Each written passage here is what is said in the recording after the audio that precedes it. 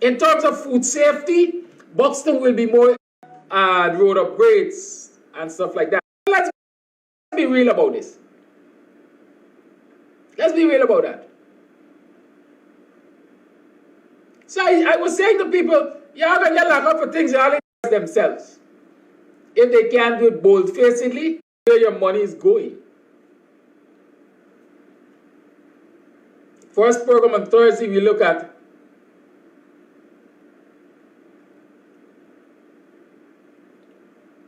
what was budgeted, how your money was being spent, or what they allocated. And then Friday, we started talking about where your money is going.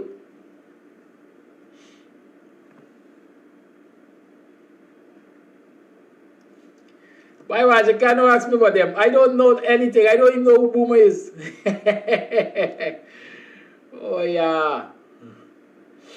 Anyhow, let's talk about Friday. I was looking at over. That's why well, that was always an upstart, you know. Yes, I was looking at where some of the money is being spent. And I spoke about those farm-to-market roads, those farm access roads, and road upgrades and stuff like that. I want to talk briefly about the impact of where your money is spent. Right? Where your money is spent. You ever heard old people talk about using your own fat to fry you? This government has been using the citizens' own fat to fry them.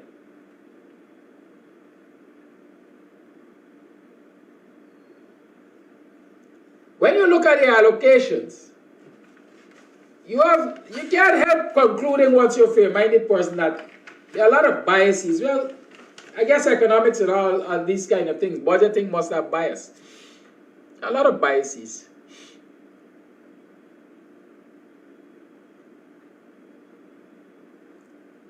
But a good examination of this budget will tell you that there are a lot of biases against public servants. And by extension, black people. Because the majority of public servants are black people. The government tells us that. The PPP always says that. So that is not nothing new I'm saying. Right? That's not nothing new coming from me. Let's talk about this budget and its spending. Road upgrades in Prospect, Martysville, Mahika, Newtonsville. Road upgrades. It means that if your road is in a poor state, full of pothole like Buxton's Line Dam and so on, or it's just a mud path you're using, they will upgrade them to paved roads, bitumen paved roads.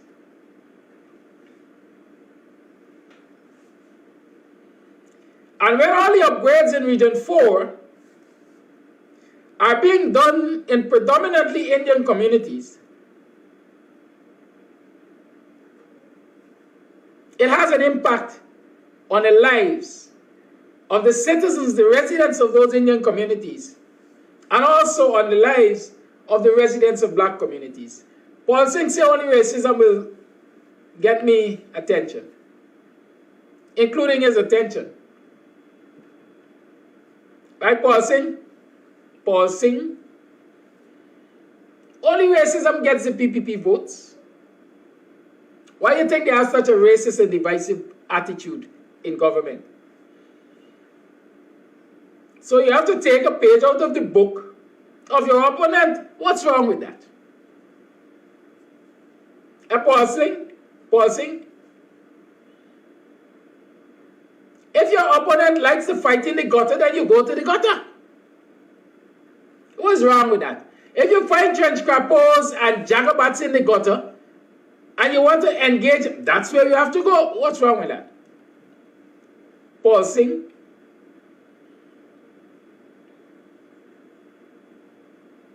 And y'all just come with some infamous names.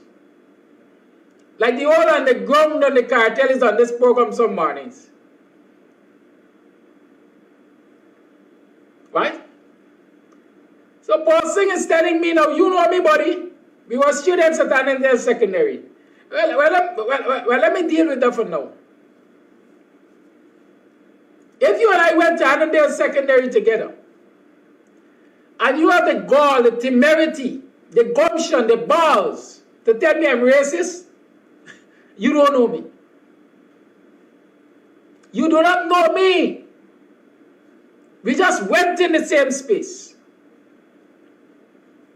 There's none, absolutely none, that I've dealt with at Annandale Secondary and elsewhere, regardless of ethnicity, that can look at me in the eyes and say, you're racist, Kidaki. None. I challenge you to prove otherwise, Paul Singh. I challenge you to prove otherwise. So back to the substantive discussion.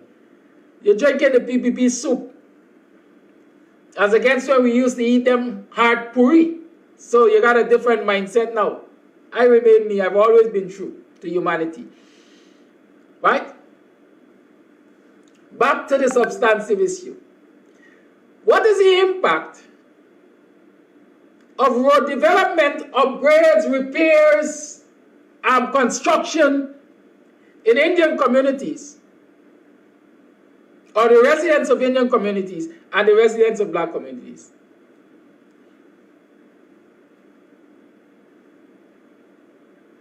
Right? We have to understand that impact. And then we can understand why the budget is structured in such a way. Let's talk about impact.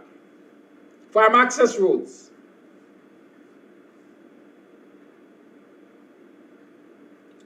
If you are farming in a community, I'm going to use Buxton. I know Buxton well. I live here. Hundreds of acres of lands are available for farming at the back of Buxton. A large portion owned, as in transported property, private proprietorship by residents. Another portion comes under the NDC. And yet another portion comes under what they call grantee and so on. So Buxton got enough lands at the back there to farm.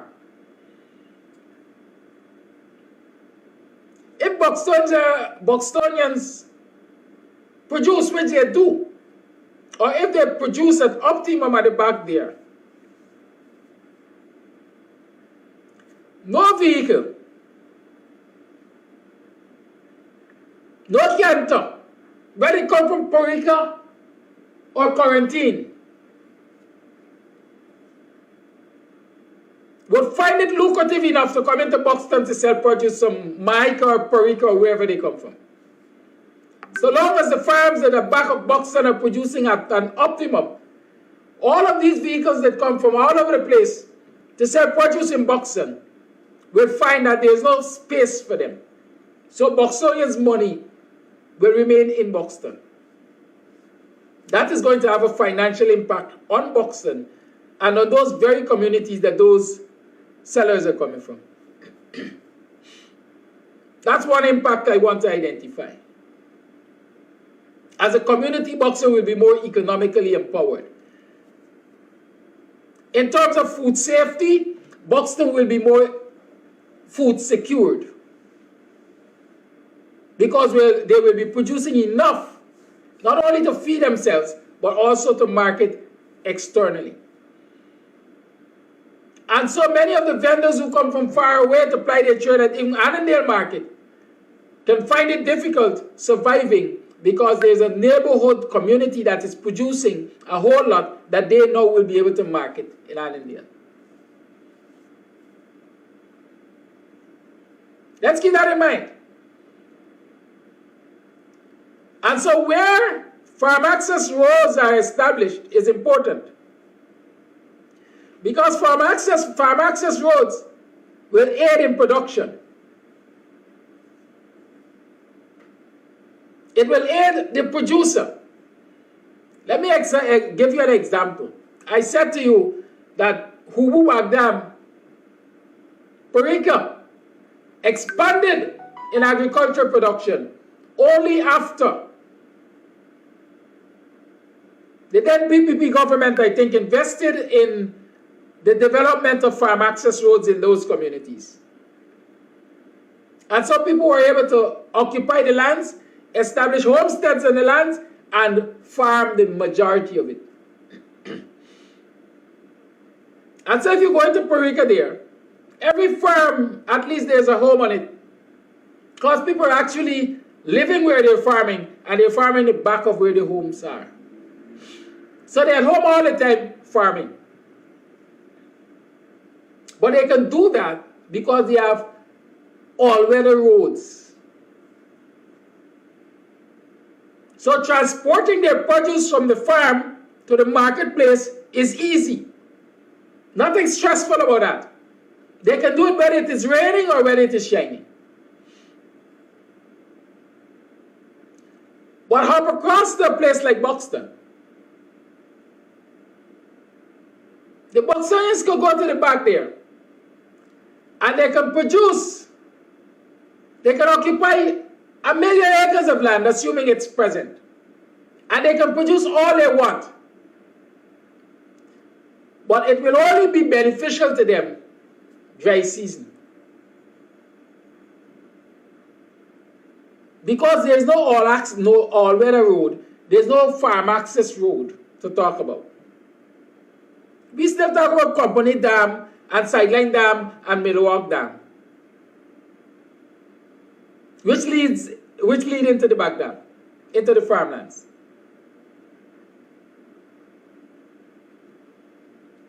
If you're looking on YouTube, check KAMSTV, KAMSTV, KAMSTV, right? So it's a disincentive to the Buxtonian farmers. It is a disincentive to the Buxtonian farmers. Because many will tell you, like I said, they're producing behind there. But the last rainy season, they lost a lot of crop. Or should I say they lost a lot of produce? They lost both. Crops because some amount of flooding took place and crops suffered. Produce because produce were there, but they were unable to get them to the marketplace because of the bad state of the dams.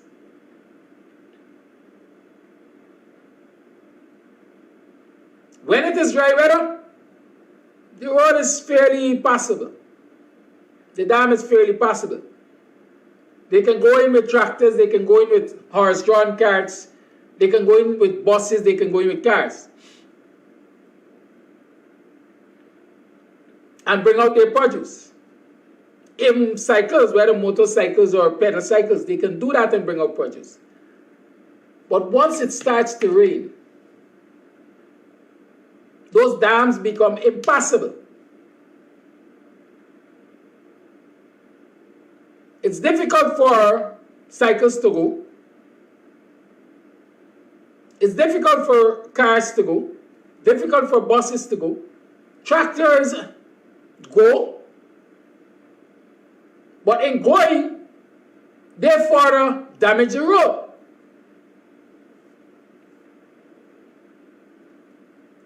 They further damage the road. So these are the things to understand. These are the things to analyze your budget for.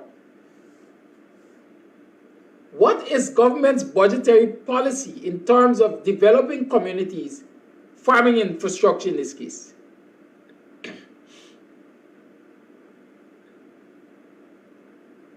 And analyzing these roads and these farm access roads which I talked about, Parika, Timeri, Big Baibu, Mosul Creek, and Abari, you must recognize that black communities are not catered for in these farm access roads.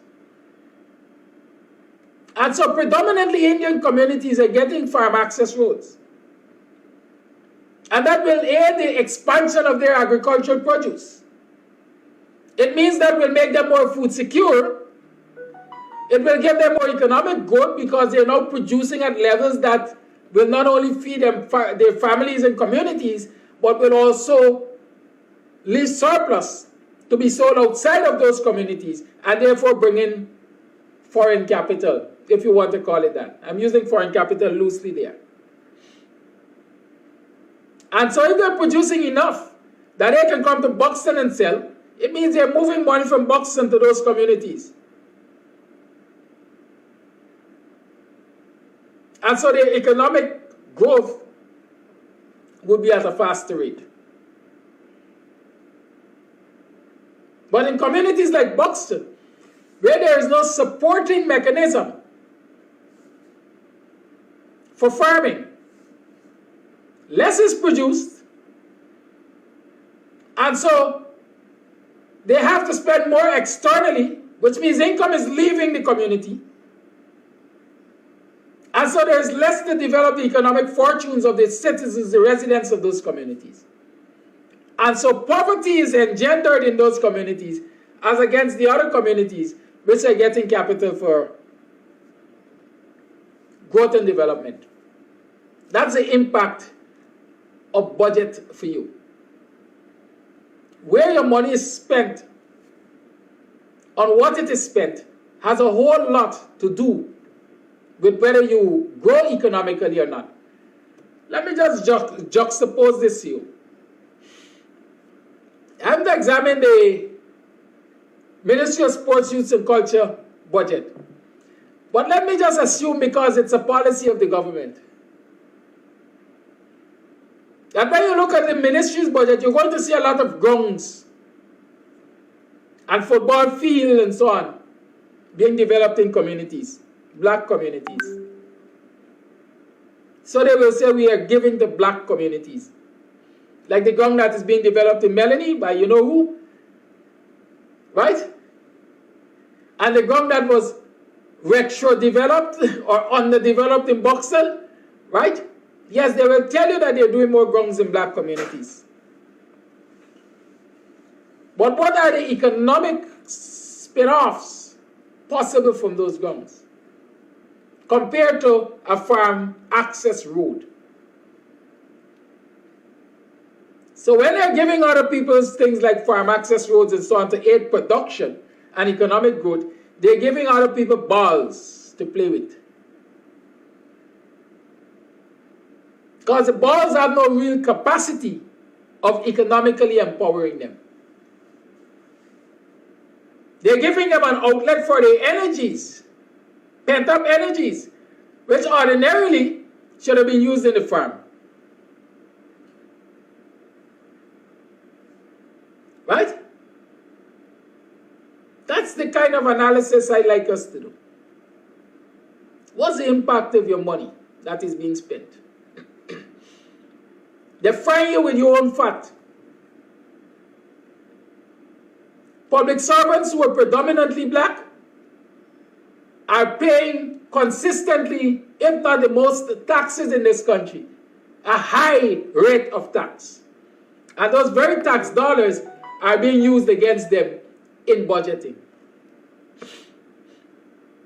Who vex lose? But that's the reality. It's now 7 hours 57. There are lots of things to talk about. So let's talk about the next thing. Y'all $2,000 note. You see, Guyanese have a way of getting caught up in discussion of people as against issues. And I try to keep away from the discussion of people as against issues. And I am hoping that KAMSTV and BUXTONIAN Morning Time will encourage you, as it has been doing over the year, to examine and discuss issues. And don't fight up with people. People have an impact on issues, but the greater thing to focus on is on issue. The big discussion, and I always say People take the PPP lightly, but they're not to be taken lightly. I always say Barrett Jagdeo, third term, power hungry, and Clement Roy, in my books, are two of the best real politicians in this country. They understand the craft. I guess they read the Wise Prince, Machiavelli, from back to front and front to back, like Janet did. Because they not just went to do what? To create what distraction? You see when they revealed the $2,000 note? With Barrett Jagdeo's signature? For Guyanese to focus on that as against the discrimination in the budget? That $2,000 note ain't got no impact on you right now. Well, it will have an impact, and it is showing an impact, but we'll talk about that. But the release of that information, that image,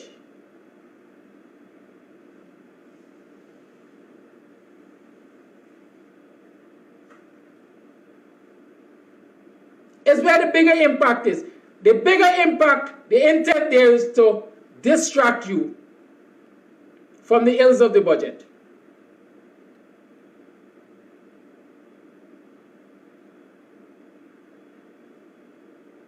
Everybody talking. Is the fat guy is the president?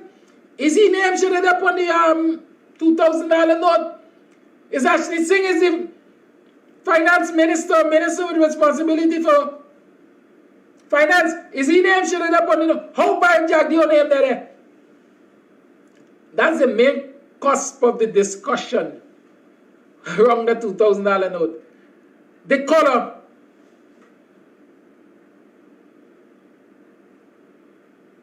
The color, it red. Is the PPP color? The $5,000 the green is Granger color. How does the color of a note impact your spending power? How does the color of a note impact your economic freedom?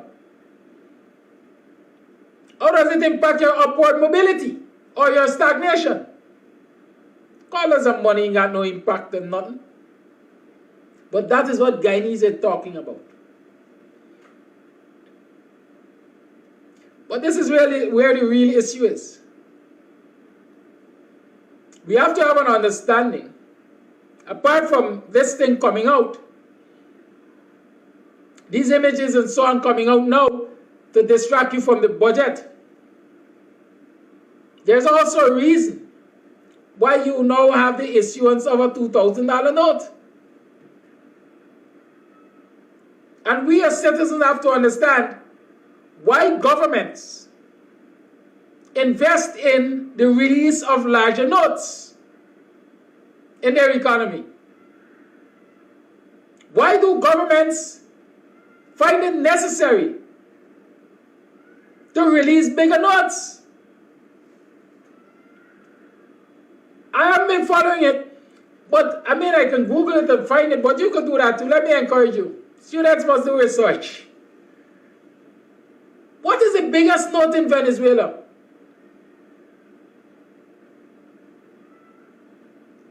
What is the biggest note in Brazil?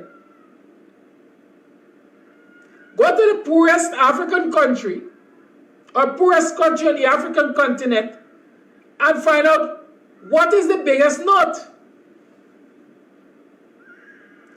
When you hear African moods, I don't really look at it. Every now and again. I might glimpse one and hear about 10,000 naira,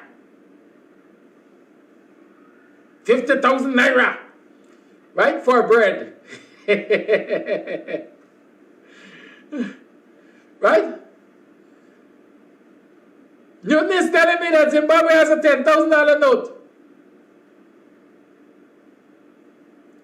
Good.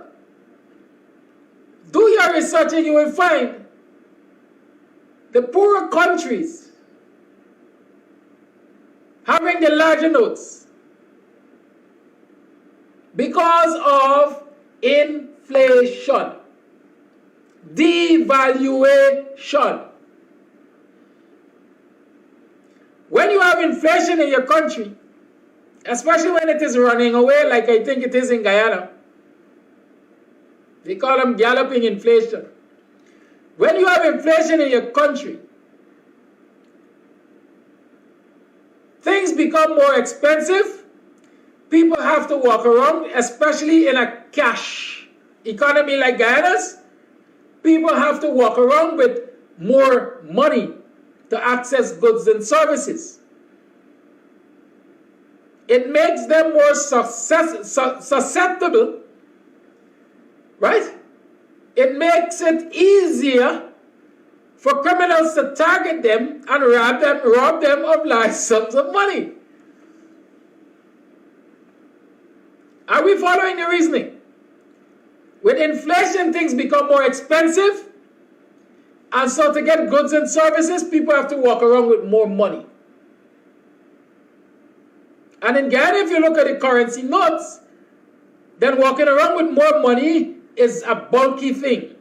Ghana is not a plastic economy. Ghana is cash-based. Everything you got to do, you do with cash in this country almost. Good? And so instead of having people walking around with large traveling bags of money to attract the eyes of the criminal-minded, you have to devise a plan to reduce the bulk. And the plan to reduce the bulk is to issue larger notes. And so the issuance of the $2,000 bill is not out of fashion and style. It is out of necessity because inflation is on the rise. And Guyanese are not focusing on that. And many of our social media commentators are not explaining that. Maybe they don't understand, maybe they do, and they don't care to help you to understand. But that $2,000 note will result in, and look for it in the news if they ever publish it, or pay attention to the Bank of Ghana reports if you recognize. The issuance of a $2,000 note will result in the reduction in circulation of smaller notes.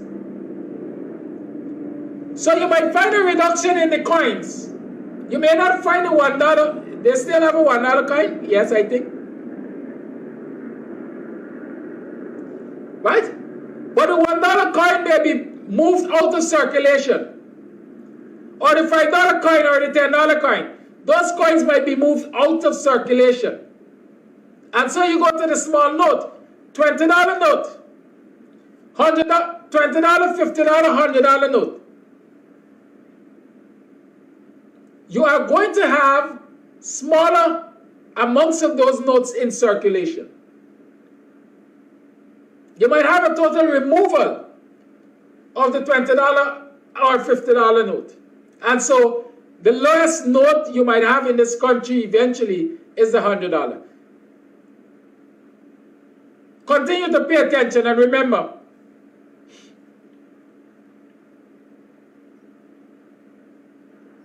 you heard it on KAMSTV, because that's what we're here for, education. The issuance of that $2,000 note, while right now the publication of the images and so on is meant for distraction from the budget.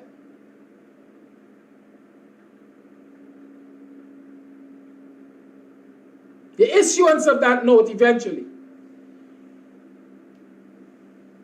is as a result of inflation. And if you want to track inflation in your society, look at the size of the notes that they publish, they issue. Right? Look at the size of the notes that they issue. And that is why I ask you, check and see what is the biggest note in Venezuela. And you can check and see when it was issued. Check Brazil. Check on the African continent. And you'll come to understand that the issuance of these notes are not for style. but they really meant they are a reaction to the rate at which inflation is kicking in the country. And so Guyanese must be aware that we are faced with serious inflation in this society. And it is expected to be long-term and long-lasting and impactful. Because if governments recognize that an inflationary situation is short-term and can be controlled, can be pulled back, as we like to say, they don't issue notes in reaction to it.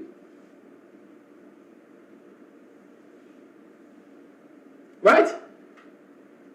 They do not issue notes in reaction to short-term inflation.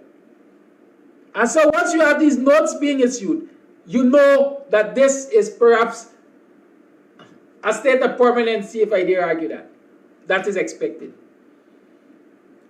And with that reasoning, we must ask ourselves again,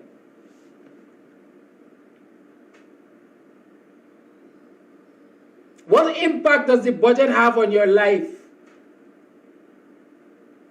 The $75,000 tax ceiling, how impactful is that going to be to put more money in your pocket when inflation is on the rise and it's galloping like a jackass, a racehorse?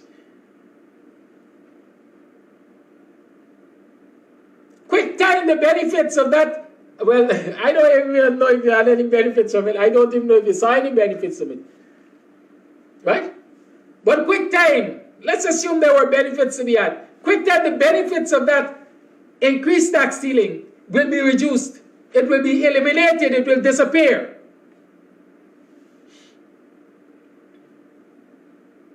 Right? Y'all get the picture? Understand that.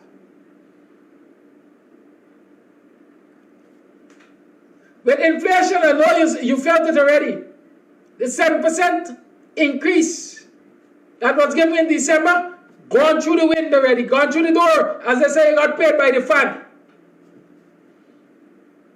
You don't feel the impact of these minuscule increases because of the rate at which inflation is increasing. That's what we have to focus on.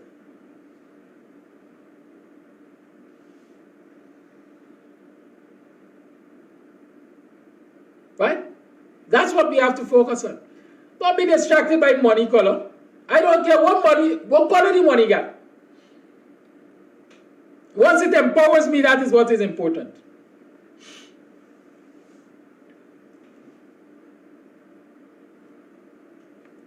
Right?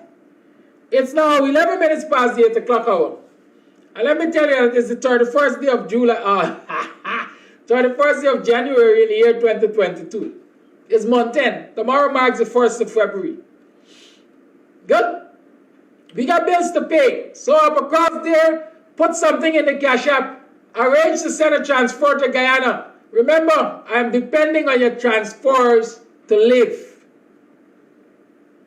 Right?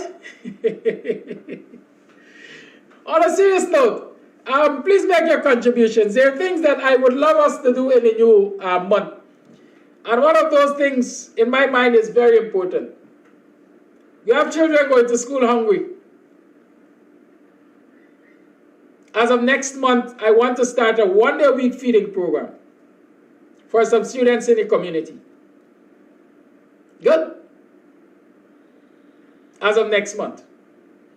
And I'm starting with 1 day a week so I can get a good gauge of what it will cost. I can get a good gauge of how much human resource I might need and how much of my energy would have to go behind it and so on. Okay? 1 day a week I'm starting with in the new month. And as I get a gauge of it and whether or not I can sustain it, I will determine whether or not I expand it. Good? So let's look forward to that. And send me your contributions so that I can live. Good morning again. You're tuned to the BUXTONIAN Morning Time. There's so many things to talk about. Fire over the weekend. The Ghana National Shipping Corporation wharf went up in flames. GNSC went up in flames yesterday. I don't have all the details, but I want to tell you one thing.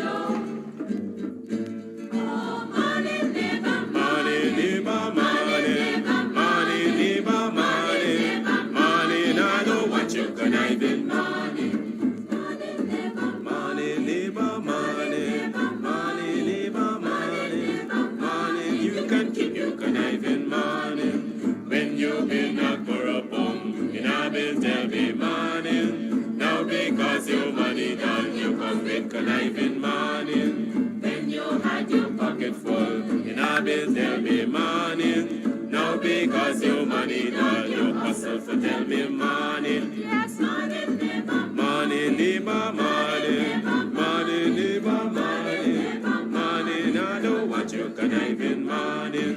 Neighbor, neighbor, joker, neighbor, neighbor, joker, neighbor, neighbor, joker. That's all the money that me walk for. A 2 pound note and a guilder piece. A 2 pound note and a guilder piece. A 2 pound note and a guilder piece. This is all the money that me walk for. I said money, neighbor, money, neighbor, money, money, neighbor, money, money. Now I don't want you conniving money. Oh, Joseph, for me.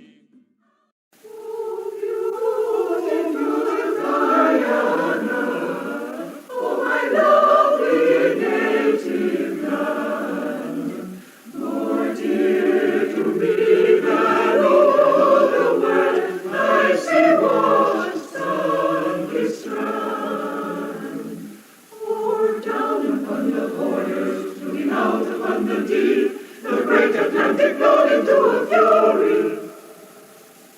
Or asleep at morn, at noon, or entering the crimson sunset's glow. I love thee, I love thee, I love thee. Oh,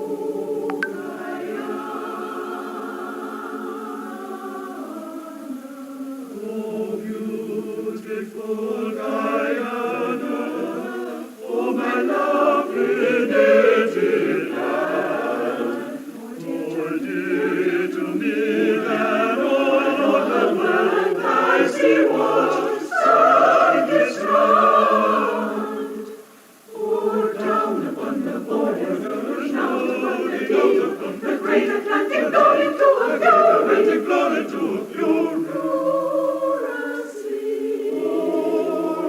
asleep, asleep, at morn, at noon, or entering the crimson sunset's glow. I love thee, I love thee, I love thee, I love thee.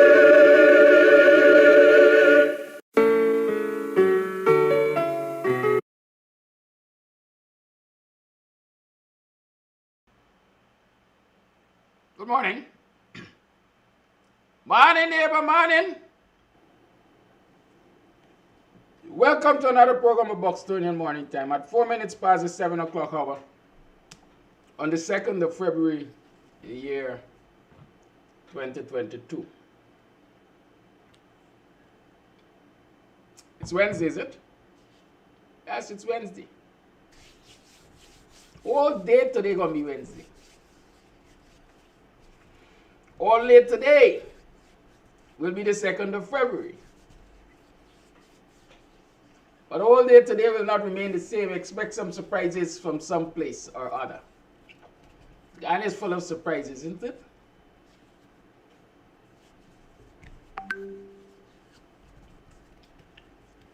I hope you had an enjoyable night's rest. I hope you rested well, you're refreshed, you're rejuvenated. You are excited about facing the new day. You have some people, when new day reach, all they want to do is bury their heads deep into their pillows and not face the fact that it's a new day that has dawned. Because there are so many challenges which lie ahead of them. A lot of people don't like to face the challenges. They don't like to face their fears. They don't like to face their demons. But it is necessary for you to face your challenges and face your fears and face your demons if you are going to progress. Right? You see, progress doesn't come by just sitting and moping and stuff like that. Progress comes by doing. As a matter of fact, for you to progress, you have to act. So progress is action-oriented.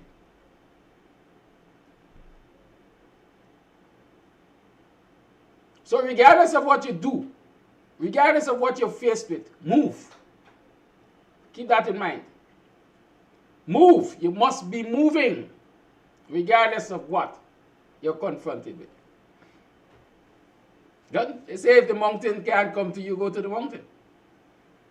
Or if your boat doesn't come in to port, swim to your boat. Because at the end of the day, if you want to progress, you have to keep moving. And many people associate movement with only the physical. But no, my brothers and sisters, movement is not only physical. Mental. You got to be able to work your mental. You have to be able to plot a plan, plot a path. And in most instances, having plot that path, you must have what it takes to stick to it. The gumption, the gall, the determination to stick to that plan. Right? So movement in my mind starts up here. Starts with the mental. What do you see yourself as capable of? What examples of movement have you seen? Where are you taking your encouragement from? It's all a psychological thing. Right? You got to start in the mind. And I'm saying that a whole lot of Guyanese are faced with the challenge of stagnation of movement. It would seem as though a lot of us have just thrown our hands up in the air and decided, look, it is better to roll over and accept what is coming at me than it is to stand and confront it.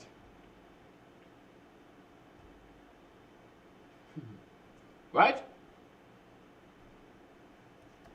Stand and confront it. And what are the reasons being offered for a lot of people just rolling over and accepting what is coming at them? For the most part, you hear, I am fearful. I'm fearful for my job. I'm fearful for my relatives. I'm fearful for my children. I am fearful I will lose this opportunity or that opportunity. I am fearful of making bad friends, and so on. So a lot of us in this society are currently living in fear. In fear of what? In fear of what? I'd rather lose my job than work under less than fair conditions. I'd rather lose my job. I'd rather be an enemy of the state than allow the state to trample on my rights.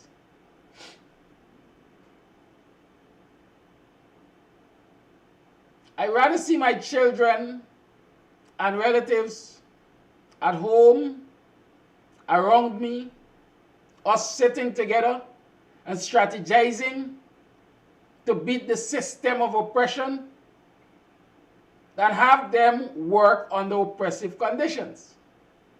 I rather that.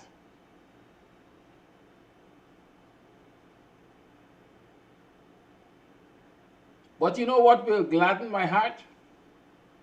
What would make me exuberant? If all the citizens who are living in fear were to cast their fears aside, get together as citizens of this dear country of ours and challenge the status quo, challenge the politicians, challenge the political elites to do better. That would make my heart glad. And that is what we ought to do as citizens. Because the reality is, when we roll over in fear, and when we act out of fear, that is where these devils want us. They see us at our weakest, and they kick us while we're down. And they keep kicking us while we're down to prevent us getting up.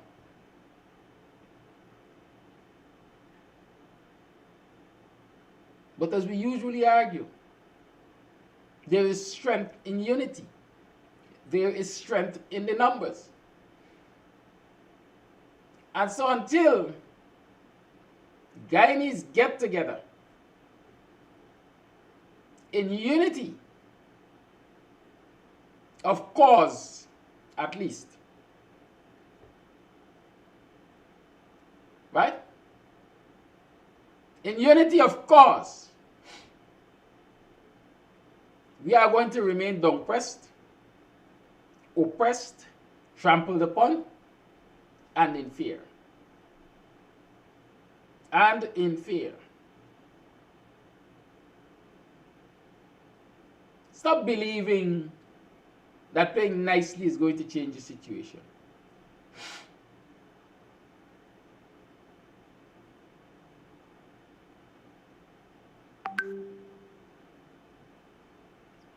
Right? Stop playing nicely. Stop believing that if you play nicely, the situation will change. Nothing will change unless you demand it. Power concedes nothing without a struggle. Right? So everybody seems to believe that, hey, wait it out. Those who fight and run away live to fight another day. Wait it out. The storm will be over at some point in time. Wait it out. The storm will be over at some point in time. But while you are waiting for the storm to be over, right? While you are waiting for the storm to be over, the people are constantly eroding your rights as citizens of this country. They're constantly eroding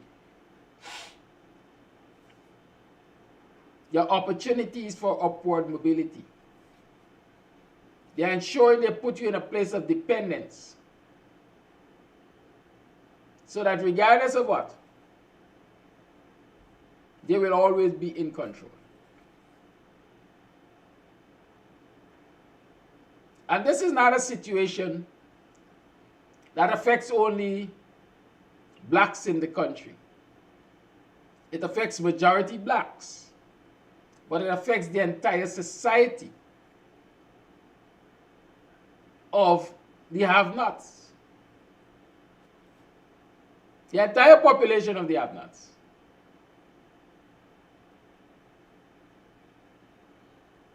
And if you were to pay attention to who has in this society, you will come to recognize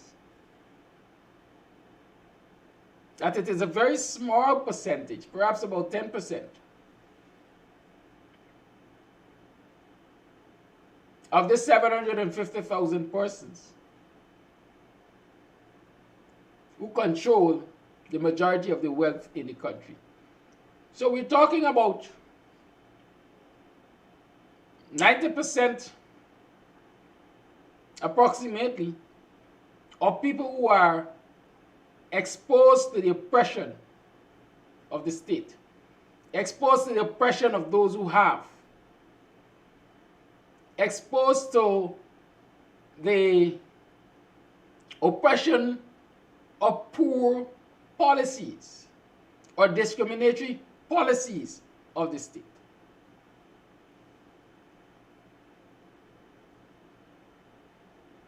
They send the trolls in the mornings to say to Mr. Amsterdam, you're racist, you're divisive, you are imbalanced. But what they don't send the trolls to tell you is that their policies have divided this nation into the haves and the haves not, and is setting a path of domination by the haves in this society, whether they're bona fide Guyanese or foreign nationals. They fail to tell you that.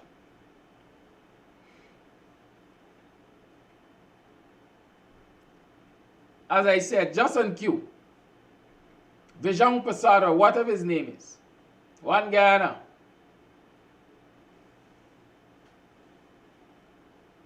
they ain't got no one Guyana. They got a Guyana that has been divided. Let's talk about those divisions. Let's talk about government policies and how they foster division and how they oppress. How they oppress the ordinary citizens of this country. I've said several times before,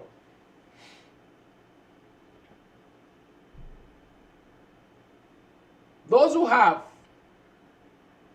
and are continuing to get more because of government policy are comfortable with government policy as they are because they have a positive effect on them or a positive impact on them, at least now.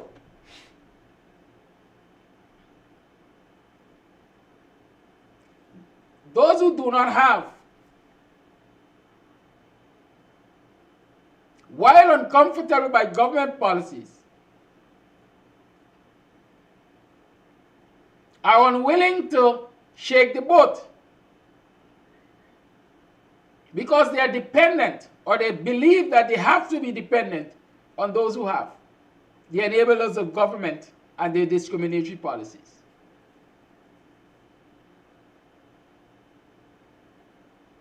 And so when government has a trickle-down economy policy, they give in to the rich and powerful with the hope that it will trickle down. As a matter of fact, the crumbs will come down to those who do not have. Those who are empowered by the government are oppressing those who are dependent on them so that the government can continue to be oppressive. It's a cycle. Unless we break that cycle, we're not getting anywhere quickly. Well, how do you break the cycle? First, you have to recognize what's happening. And that is why I take pride coming here every morning. And I'm sure the other producers and presenters and hosts and so on take pride coming to explain things as they are. From Thursday last up to yesterday, and certainly continuing today, I've been talking about the budget and how the provisions of the budget affect you. Right? How they affect you. But before I deal with that, I see, I think it's White, Mr. White, Vibert White, who said he has asked me a while ago why the amount of the old, in old age pension, or is it NIS, is not reflected on the voucher. I don't know if that has changed, but I know when my mother was an NIS pensioner, And the old age pensioner, the amount used to be printed on the vouchers. I don't know if that has changed. And so I can't say why it has changed. Even if I know that it has changed, I can't say why it has changed. It is to the government, the Ministry of Social Services, to say why they are now opting not to print the amount on the vouchers. I think it's a very valid question because there are many folks, even if they know, who will go to the post office to collect their pensions, and by virtue of their age, they can't really remember what amount they're entitled to. And so printing the amount on the voucher would be a very good thing. So the pensioners can be reminded because it is right in front there. And so if they're to make argument about how much they receive, it is right in front there to confirm that this is the amount that they're supposed to get. So I don't know, folks, why they aren't printing the amounts on the vouchers. I don't know. I simply do not know. What I think I understand in this instance is that after the budget, it is likely that the increase, the $3,000 increase or whatever that amount is likely to be added to the new month's pension. So maybe when you're receiving pension this month, you can look forward to your $3,000 and your $2,000 addition on your pension. Right? Usually that is given as an additional voucher, right? As a supplementary voucher or something. I really don't know what the situation is with that anymore. Good? But let's talk about budgetary allocations and how they affect you. I listened to the leader of the PNCR, chairman of APNU, Aubrey Norton last night, at least some of it, on Politics 101. And he was talking about what he believes is a scam.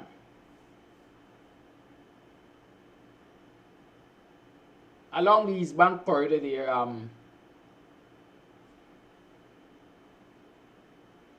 right? In that road development is taking place in that area. Road is to pass through Mocha and so on. And residents in that area are now being approached by folks with letters purporting to come from the Ministry of Finance,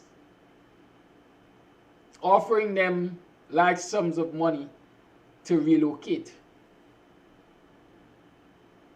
in 3 months' time. Once they accept the offer, they have to relocate in 3 months. They will be given alternative lands and so on. Right? Note,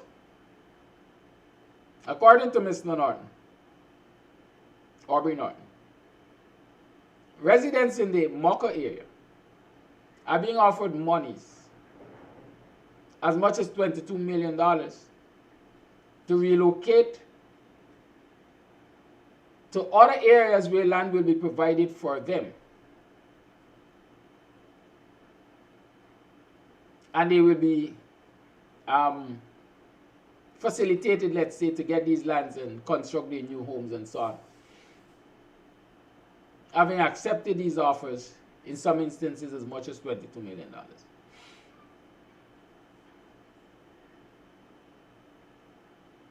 Because road development is taking place in that area. I made a point earlier in the week and late last week that where your money is spent and what it is spent for must be of interest to you, and it is of importance because it will contribute to your growth or stagnation.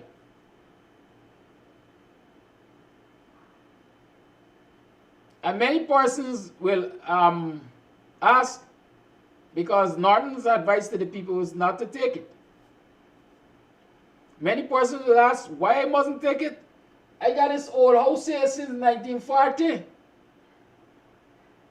And my dream was to get a bigger house, a more modern house. And here it is, money is being provided to me. Imagine they're willing to pay me $22 million for this old house. And they give me land, we're going to build a new house. Why I mustn't take it? Right? A lot of people are going to ask that question, why I must not take it? In fact, some will make the argument, right? Some will make the argument that I hear a lot of people make in this country. The APNU and PNC doing nothing for we. Now they're telling we don't take the money. Look how let they go to hell. Right? It is because of moments like these I enjoy doing what I do. Because the onus is on leaders, activists, representatives of the people to teach them. Good? Some of them might have already fallen in the trap. But let me start addressing this particular issue. It ties into the continued discussion about the budget and where your resources are spent. I've argued for quite a while that the attitude of the PPP, emboldened by the international players, will relegate black people, will relegate the oppressed, the poor, the downtrodden, those who they consider to be at the lowest bottom, at the bottom of the social ladder, to the fringes of this society. We will simply become fringe elements of this society. The policies of this current administration, if allowed to continue, emboldened and encouraged and executed by their friends and cronies who control the wealth of this country currently, will remove the black faces from the capital of this country, will remove the black faces from playing a central role or being visible in mainstream of this society. Black people and those who do not have, and those who the government consider to be at the bottom of the social ladder, will be relegated to the fringes of this society.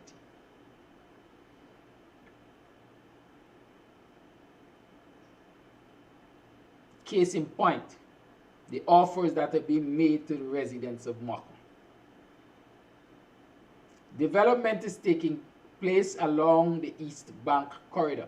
A whole host of the lands along the East Bank corridor has been sold, gifted, or in some way or other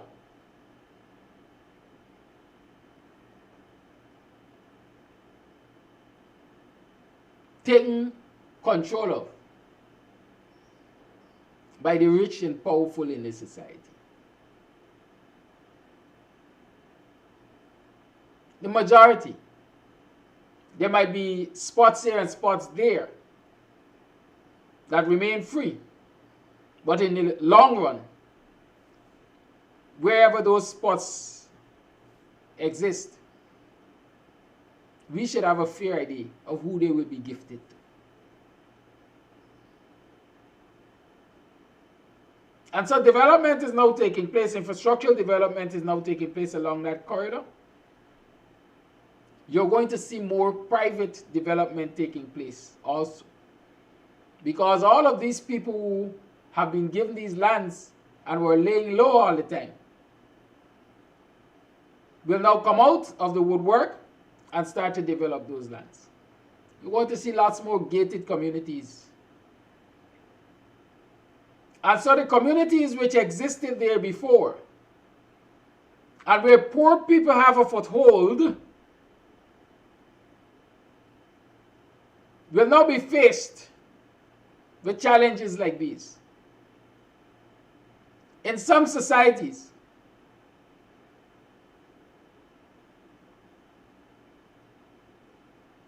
In some societies, entire communities have been burnt out in the quest of the rich and powerful to take possession of lands. I'm sure you can attest to instances where big business people occupy land and they want to expand their business, and so suddenly you get a big fire around them. And because it's poor people who lost their property and they can't rebuild and so on, they get an offer that they can't refuse. And the big businessman or woman suddenly owns the entire block because everybody's forced to sell. And in most instances, those fires didn't happen by chance. They were planned.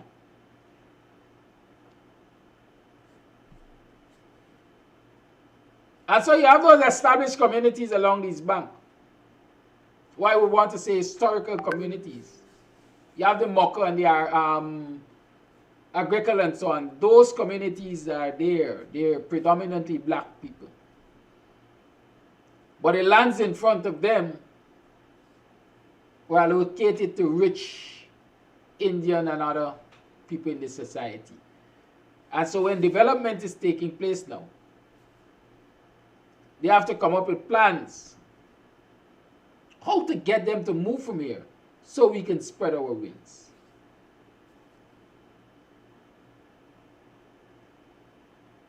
And because there are poor people there, their properties, old looking and dilapidated in some instances and so on, will affect the value of our properties. So the best thing is to get them out. How can we get them out? And so you have this indecent proposal, these indecent proposals being made. We will get land for you. We will get land for you. Accept this $22 million as settlement for relocation. And we will ensure you get land to move in 3 months.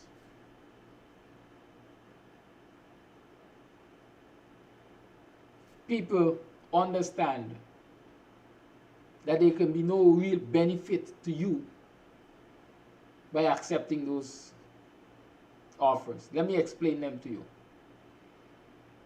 I'm not a property valuator, but I'm a good student. I was joking with a friend the other day, and I said to that friend, people do work for me in the area of construction and so on must have at the back of their heads not to let Mr. Amsterdam see what they do more than 2 or 3 times.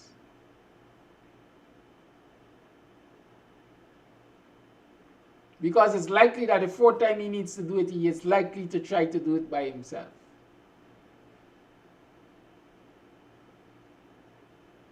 Right?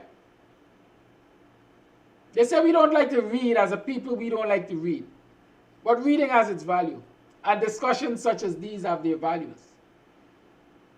And so because I've had reason to go to the property valuator on more than one occasions,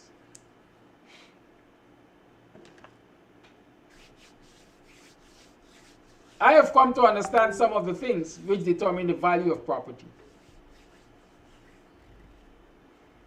And so the closer you are to a main road, the higher your value. The closer your property is to a main road, the higher the value. It doesn't depreciate, it appreciates. So when roads are built in your neighborhood, your properties appreciate in value, they go up in value. And that is why I made a point the other day about where roads are being upgraded and where roads are being renovated and where roads are left untouched in their poor state. Because in those communities where roads are being upgraded,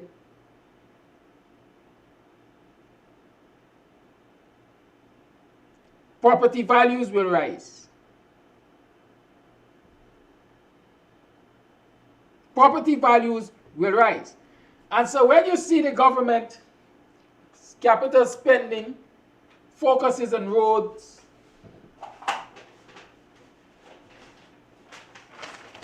focuses on roads in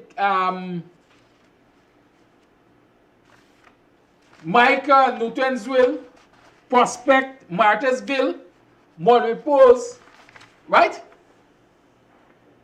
Mocha. Hear this? Mocha. Mocha. Right? Y'all remember me saying that the only black community in this list of roads that will be fixed and renovated and upgraded and so on is Mocha. And I said it was shown there as a token community to let it not look biased. Well, here is a big reason. Right? Here it is coming to light that despite the tokenism, as I call it,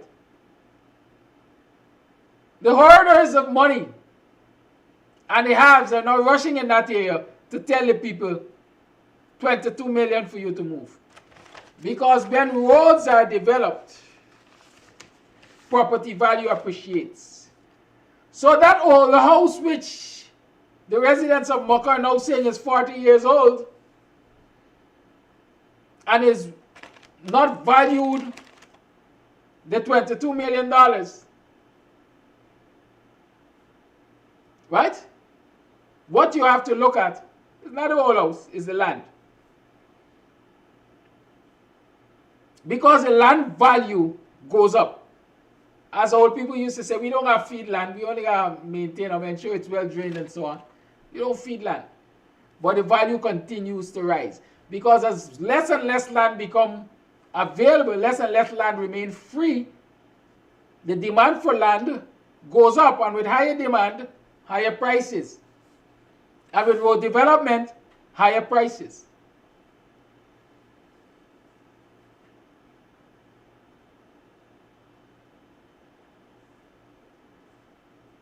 Good?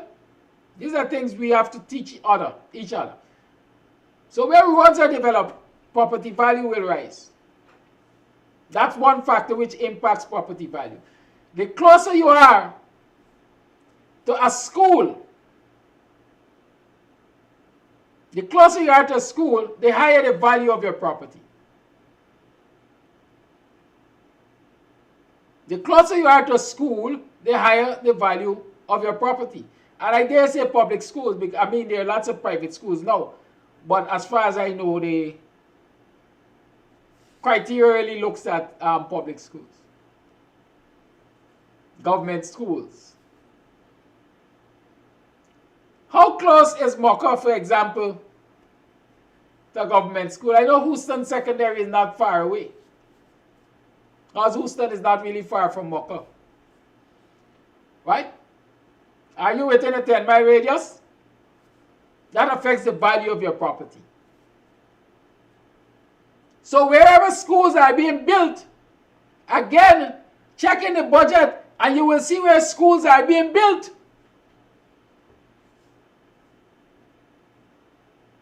And that is adding value to the properties in those communities. So you all think you understand what I'm talking about when I say the budget is really, you need to examine the budget carefully because it will tell you a lot of things and you will recognize how discriminatory it is.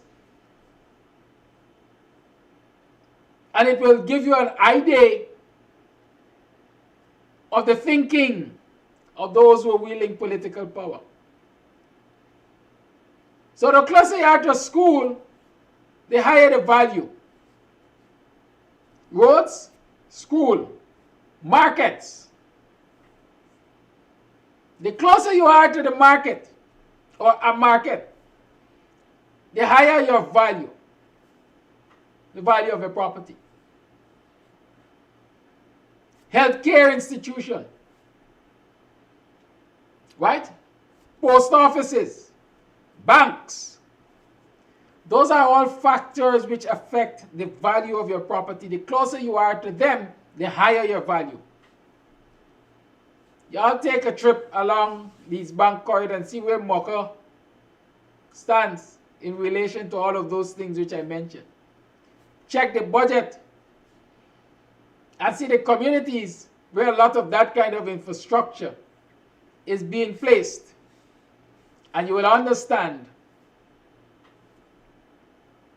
you will understand what this government is about. Yes, when I did say healthcare facility, hospitals, etc. Right? Let me say this.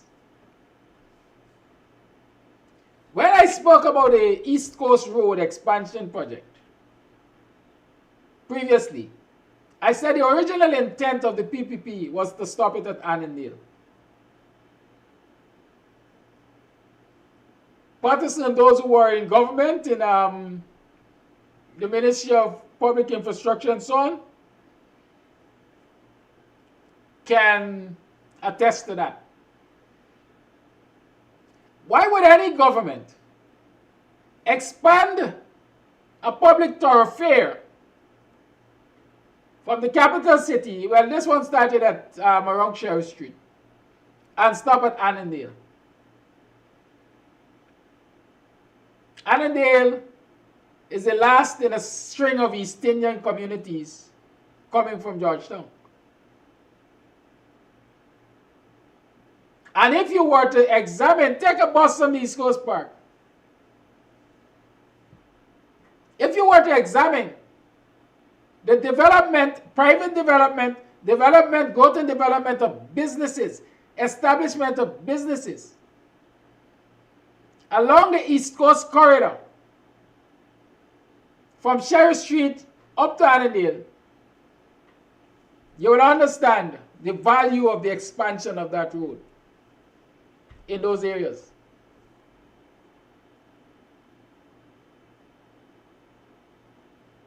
Suddenly, small houses have become big houses, high rises, and businesses are present.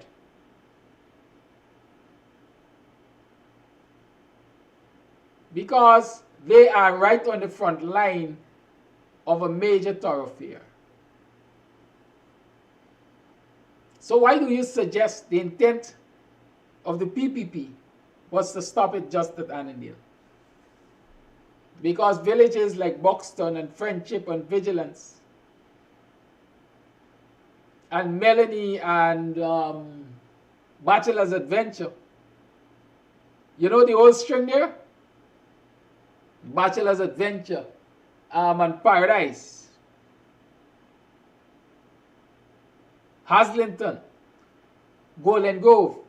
It's a whole string of black communities, really and truly, after Annandale, at least on the front line. You will have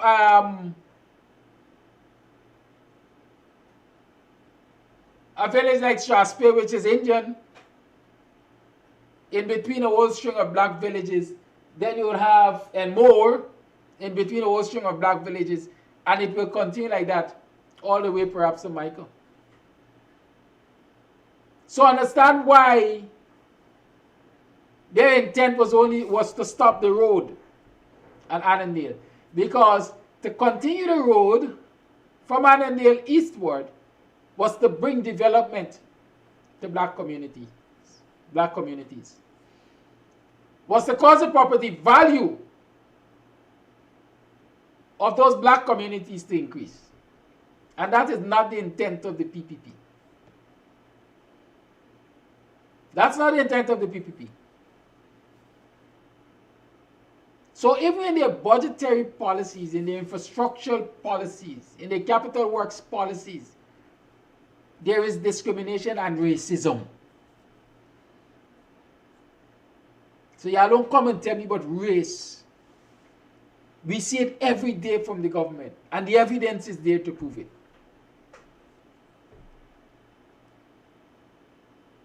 Okay? The evidence is there. Now, what happens when these things are developed in a community and the value of properties increase? Property owners get a better chance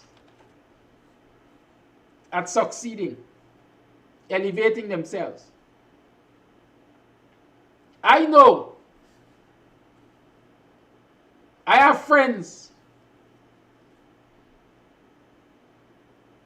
who are now benefiting from a better economic situation because roads were developed in their areas.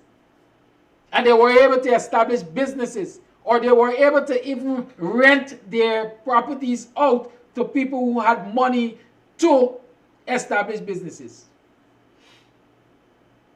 So you have the property, but you don't have what it takes to establish business. Because you're not well-to-do, you're at the bottom of the social ladder. Thank God you inherit that property from your great-great-grandparents. And you're smart enough to hold on to it. So if a structural development has come to your area, your property value rises. Some Chinese man or otherwise comes to you and say, rent me your property. Rent me the downstairs, I want to put a business.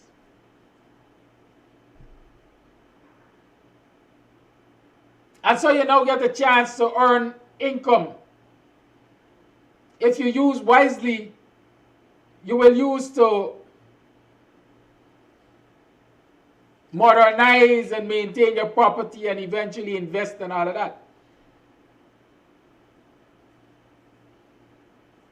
Good?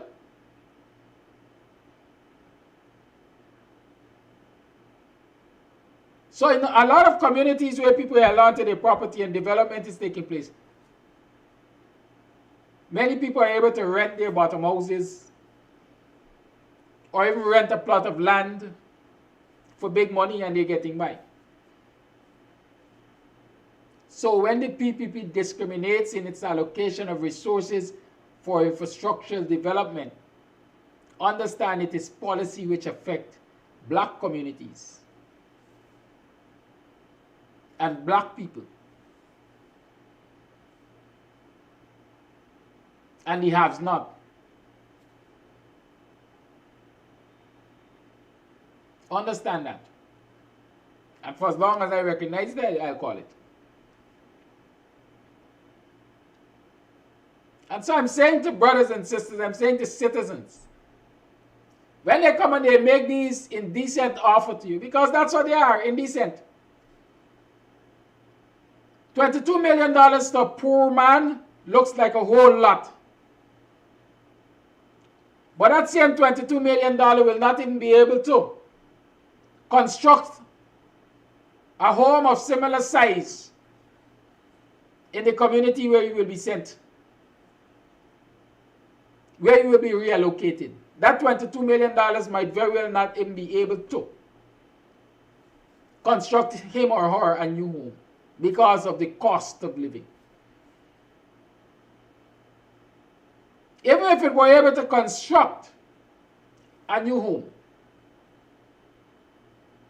and he or she was able to get a little remaining, the value lost from that property alongside the main thoroughfare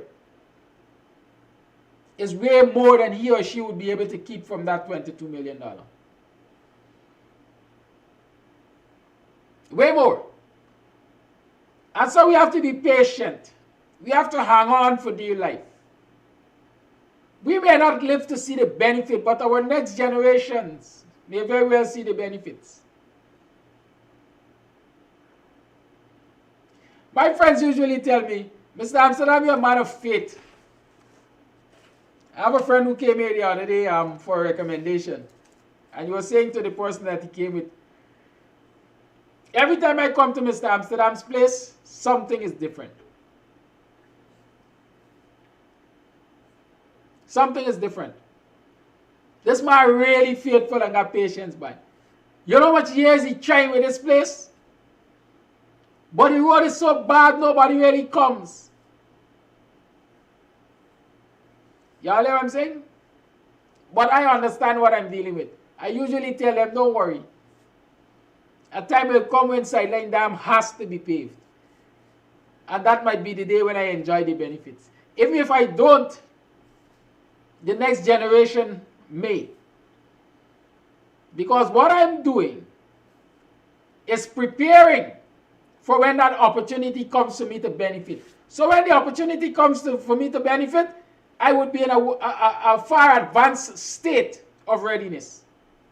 And that's the attitude we have to adapt. Don't sit and mope.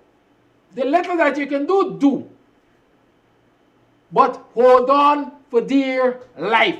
Do not give up. Do not give up. And don't roll over and accept. Whatever you do, move. Keep moving. Mentally and physically. Keep planning. Keep adjusting so that you are always ahead of the game.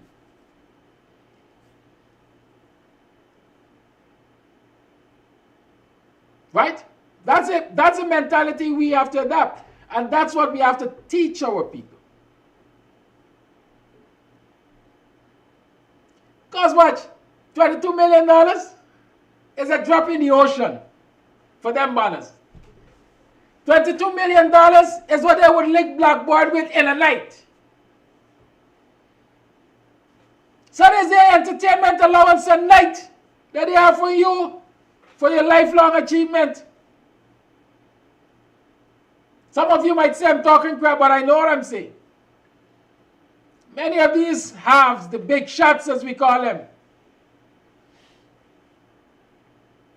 will sit in casinos and gamble $22 million in a night. Sometimes $22 million in one bet. And so when you tell yourself you cannot, they're smiling all the way to the bank. Because in quick time they will flip your property that they gave you $22 million for $122 million. Trust me. Hold on. Hold on, my people. Hold on. Joy cometh in the morning. I don't care how long the night is. Y'all hold on. But as we continue to examine how budgetary allocations are made, let us always keep in mind that the government is about hegemony. The government is about themselves and their cronies. And the few Indians along the way who can catch it, it's okay for them to catch it. And most of them catch it through corruption. And that is why the government pays scant regard to corruption.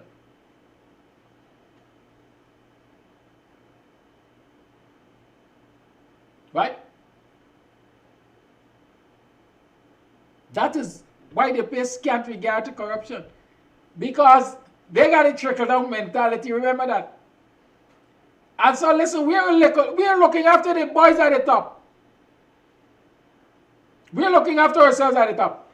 And so, when the permanent secretary engages in some corruption, pressuring the contractor or whoever he or she has to deal with, extracting their pound of flesh, we will turn a blind eye to it unless it becomes really nasty and public.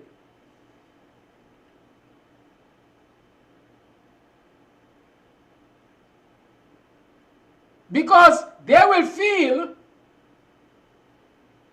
that we have their best interests at heart, but they can only get what they're looking for through corruption. And so we allow them to thrive in their corrupt practices. But when they get caught, they got to face the brunt.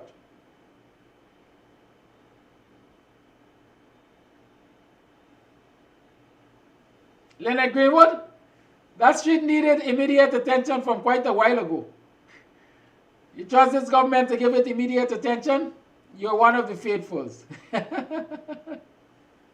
Right? You're one of the faithful. Good? Case in point, where they allow corruption to thrive. So that a smaller man can continue to believe that they have his or her best interests at heart and work to enable them. Now remember the COVID grant distribution? There was a particular individual who was leading one of those teams, who was having a field day, that individual and the assistant, in corrupt transactions. By the time the distribution was finished, one of those individuals had 2 SUVs. 2. Understand the other one? Throw down the whole house. And throwing up a mansion.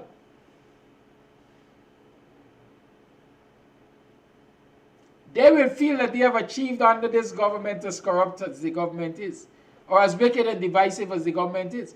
They will say that they have achieved because they are known supporters of the government. But can they really look at themselves in the mirror and say, we achieved this through hard work, through honesty? Or do they have to wonder when this will be found out and what will be the consequences?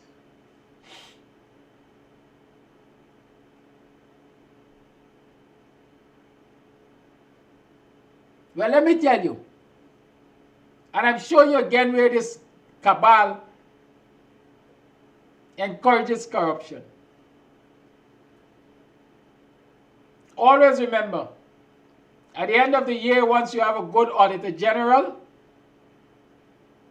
the Auditor General Department has to audit public spending. And if the Auditor General is serious about accountability, frauds and misuse of state funds will be revealed.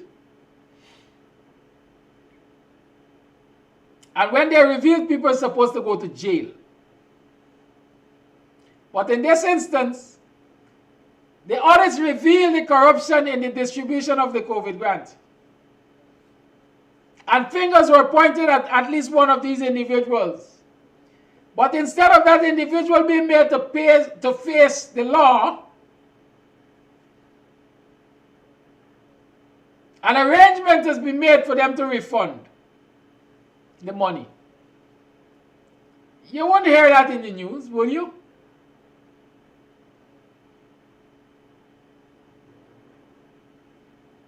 You won't see that person going to court, because this is a quote-unquote role model in the Indian community. This is a staunch supporter of the PPP. So to put that staunch supporter before the court for corruption, misappropriation, etc., would bring the wrath, or possibly bring the wrath of the community out on the PPP. Oh, if the man been so good to them, he do all them things that he encourage so much fraudulent vote and so on, and now them put them before the court, I will not support them. They may not want to say that, or they may not want to take that risk. And so the arrangement is, pay back the money, we will keep it on the down low. Right? Look at the doctor which was dismissed from Georgetown Public Hospital, being investigated for arson and also sexual harassment. As a matter of fact, my sources told me that it is alleged rape. Not just sexual harassment. There's a big name for cover everything. Alleged rape. Understand these folks.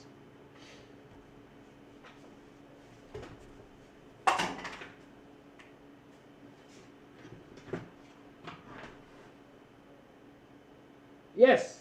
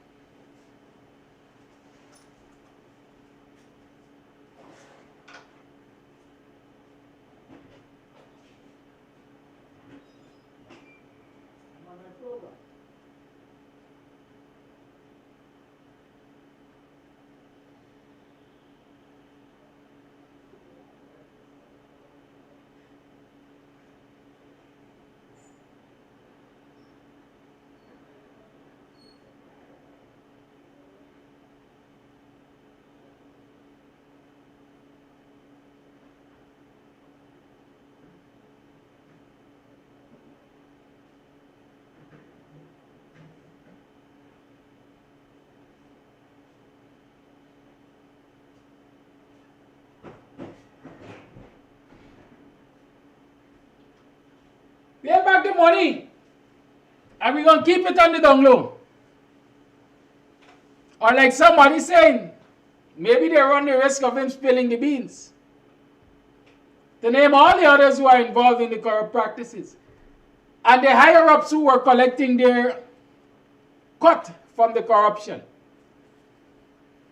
That is what has been happening in this society. That is what continues to happen under the PPP. But these are the things when you point them out, they say you're racist. They say you're racist. But it took Rickford work to reveal the identity of that doctor.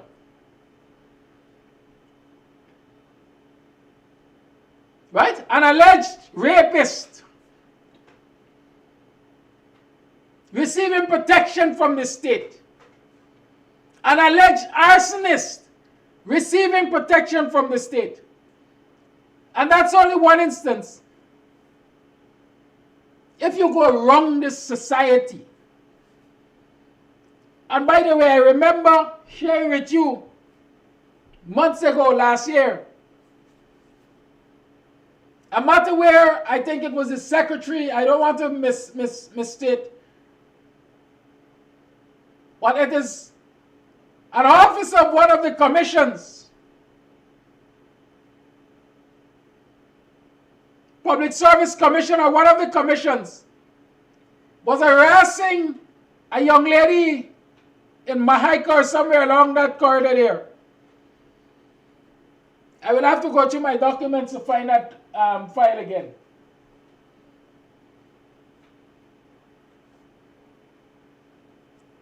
I have not heard the conclusion of that matter. As a matter of fact, I've never heard it ventilated publicly. The last I know, he was referred for investigation or whatever. But we have never heard of these things publicly. We don't know what the outcomes are. Their names and faces are not emblazoned on newspapers. Again, because the media is controlled for the greater part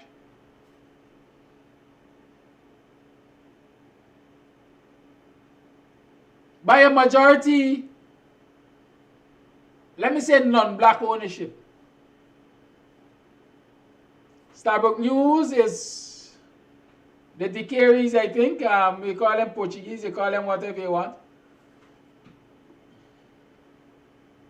Then there is a state media controlled by the government, who is majority Indian. Then there is Kaito News, which is controlled by Glenlal, who is Indian. Who say no sound? Gus Isaacs, check your device by your gun. Right? Then you have the Guyana Times, which is the PPP and Indian. Radio and television stations, predominantly the same. Rondo reminds us that, I think, was it the REO? Or an office of the state again in Latin that shot that girl?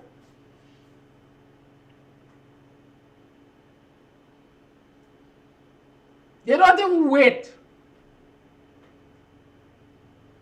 to charge the black man before they start plastering picture all over the place. But when you identify these things, they say you're racist. This is not racism. This is identifying double standards and most, quite frankly, discrimination in the society. Discrimination in the society. And we have to be conscious of these things. For as long as I can put my fingers on the information, KAMSTV will bring it to you.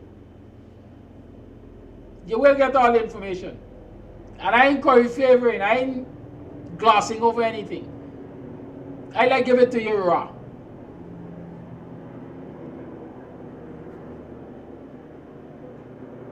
Good? These are the things we have to be aware of. How does government policy affect us as a people, as a society? As a society, graft, lawlessness, corruption, for as long as it is encouraged and enabled by the government, citizens can get their just rewards. Because for as long as state resources are siphoned off by a small group through corruption, it means there's less to go to the citizens. As long as development takes place in a lopsided manner, infrastructural and other development take place in a lopsided manner, only one set of people will progress while the others will be relegated to the fringe of society.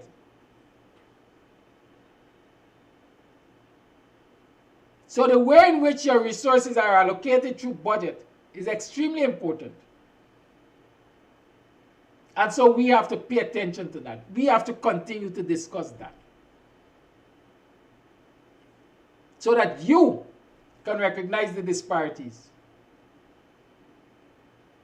And I'm saying that the only way to confront this issue of divisiveness in our society, of discriminatory and lopsided allocation of resources, is to confront the government. The answer is not sitting back in fear. The answer is not sitting back in fear and saying, I fear for my job. What's the point? I mean, people must be asking themselves if Kidaki is real.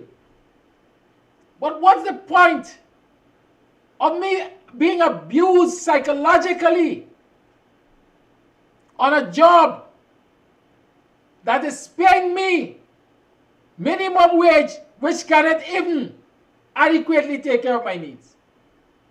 I might as well put everything at risk for better. Put everything at risk for better. And if everybody takes that attitude, then I'm sure better got to come. Better will come, better must come.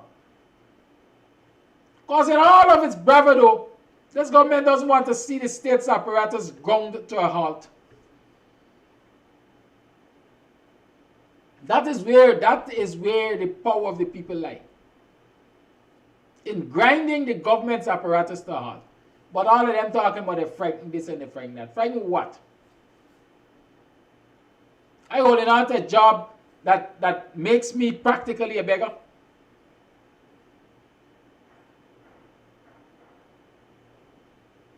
Because when we're talking about all this expansion and growth in the society, and my income remains the same, and my landlord says to me,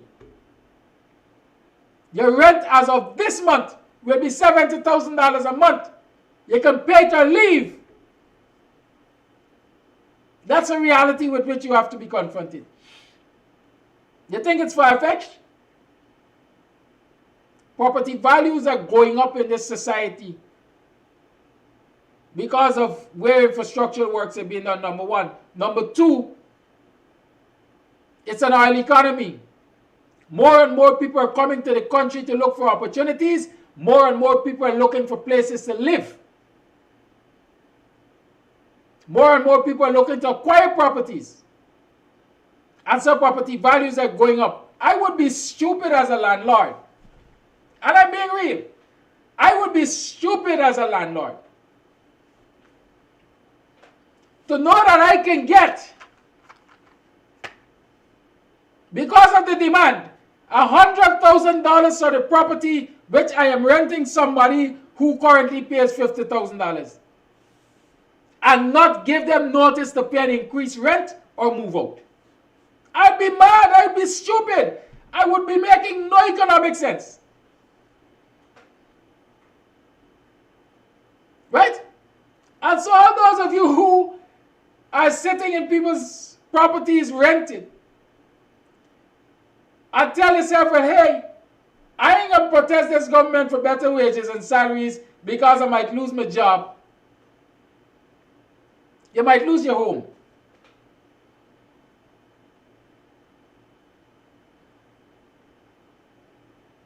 Right?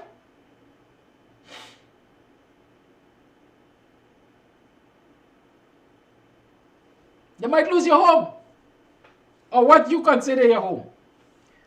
Because at some point in time, the landlord, the owner of that property, will recognize that it has appreciated in value and demand a higher rent. Now, if you're working for minimum wage, you're working $70,000 a month and currently paying 40, because I don't know if you can find a place to rent for less than $40,000 in this society. Currently paying 40.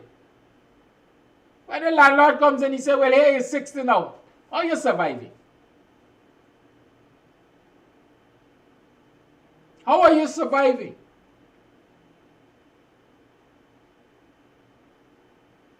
Will your job make a difference at minimum wage or at the low level at which you pay? No.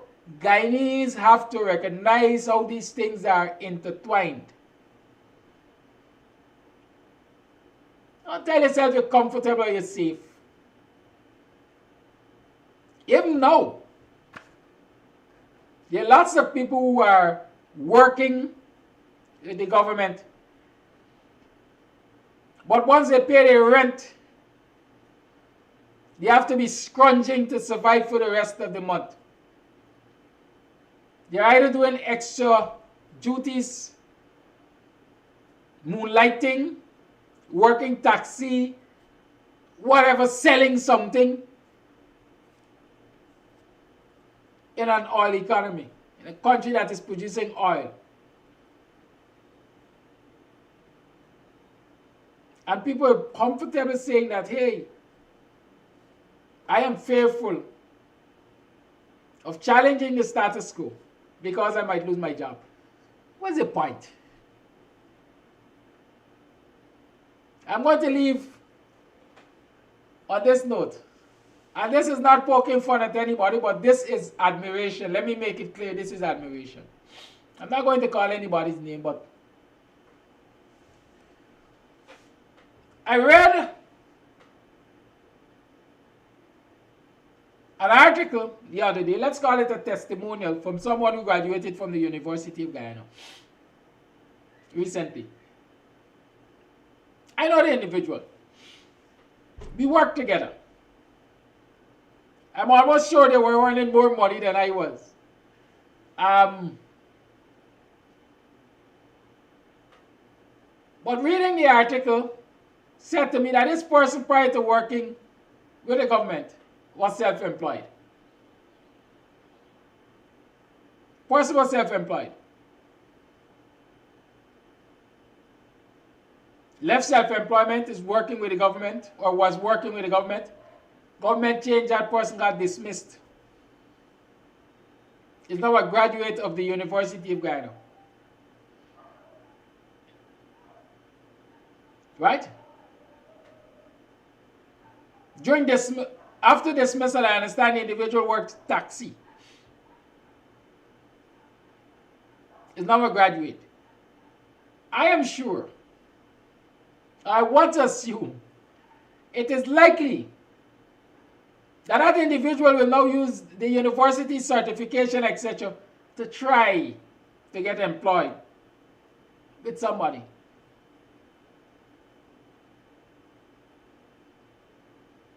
And the value that they will attract is likely to be less than they make as a self-employed person, as a taxi driver, as a whatever. What I'm trying to say in short is, while many of us with our skill and our knowledge and our experience are sitting behind government desks and saying, look, we value this, we want to protect this, we are not going to challenge the government. Using that same skill and knowledge and experience for self-employment will bring us much, much more than we sitting back and accepting in these government offices. But many of us are not willing to take the leap. Many of us are not willing to take the leap. We have to believe in ourselves. We have to band ourselves together and discuss opportunities.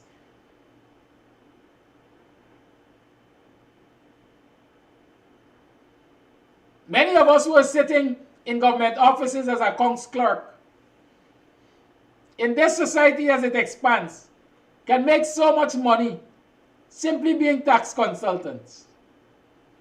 Or even if you don't want to call yourself tax consultant, simply preparing income tax returns to some of these businesses.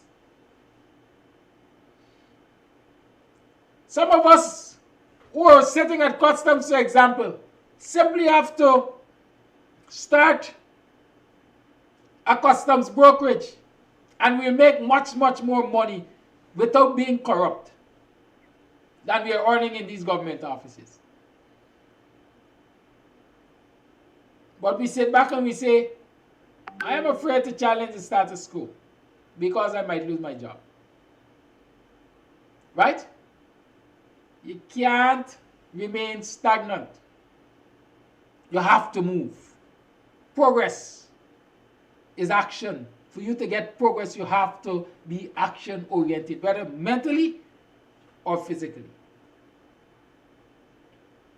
Don't let them hold you back. Don't let fear cause you to be stagnated. It's now 60 minutes past the 8 o'clock hour. I want to show you a snippet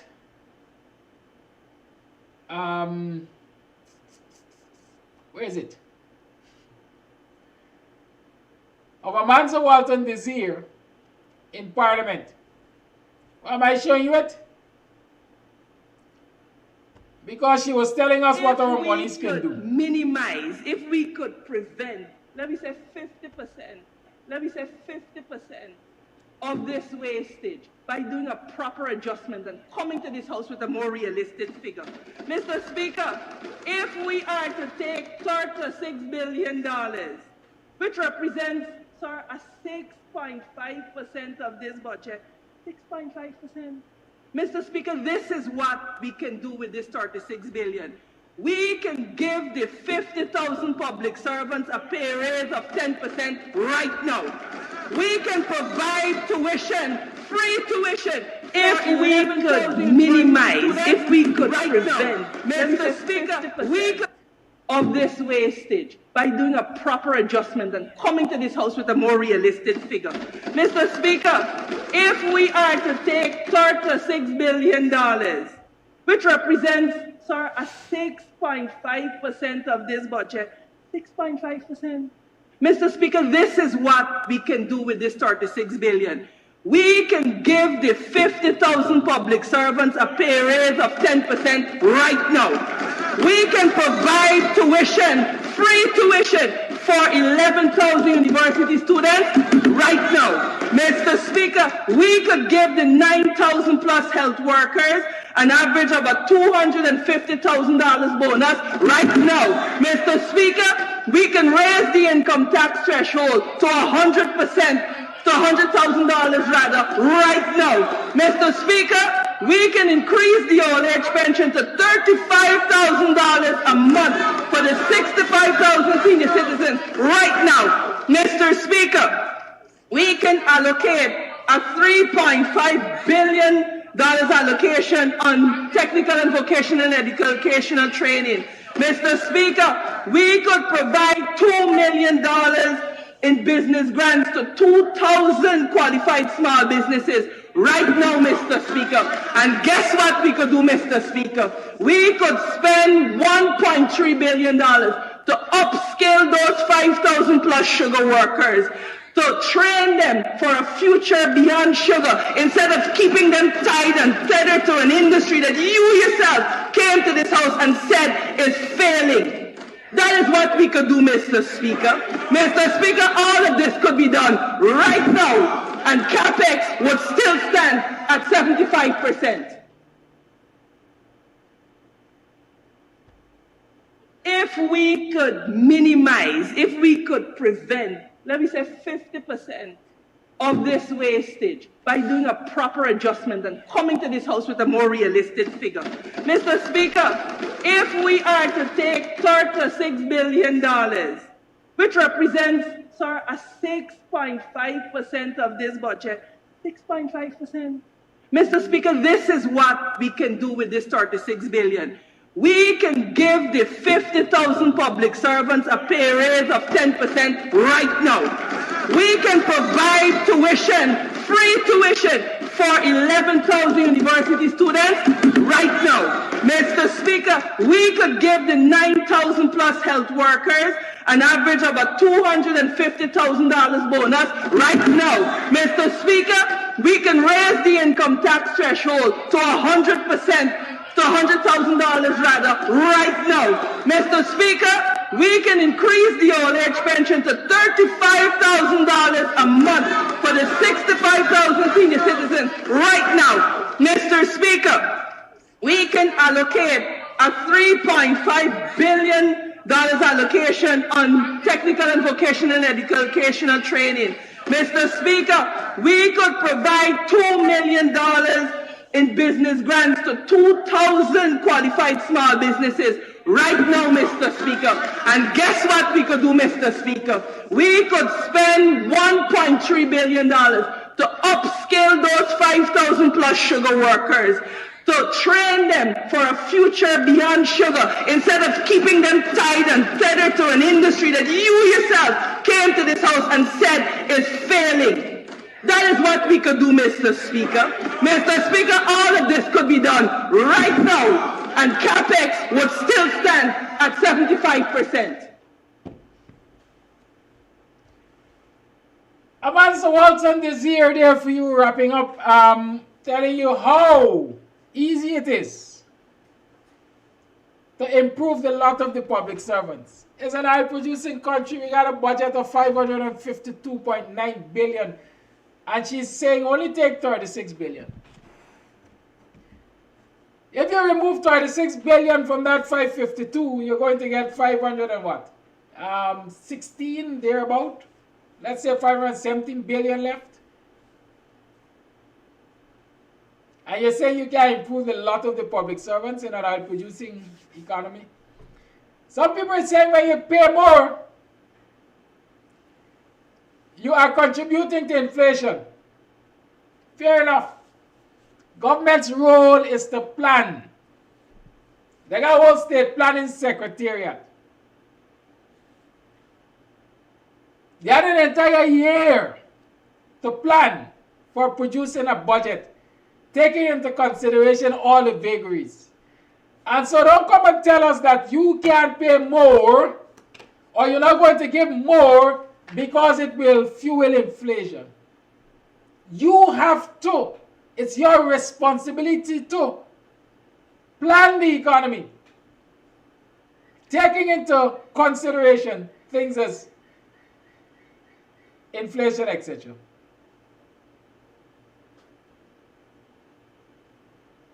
Y'all understand that? I mean, you always will come upon the people who will say, well, you know, the government is doing the best it can because of XYZ.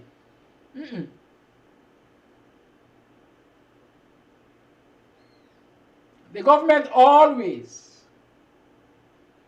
or for the most part, certainly this corrupting thieving cabal, always set out to shortchange the citizens of the country. Citizens of the country have to demand,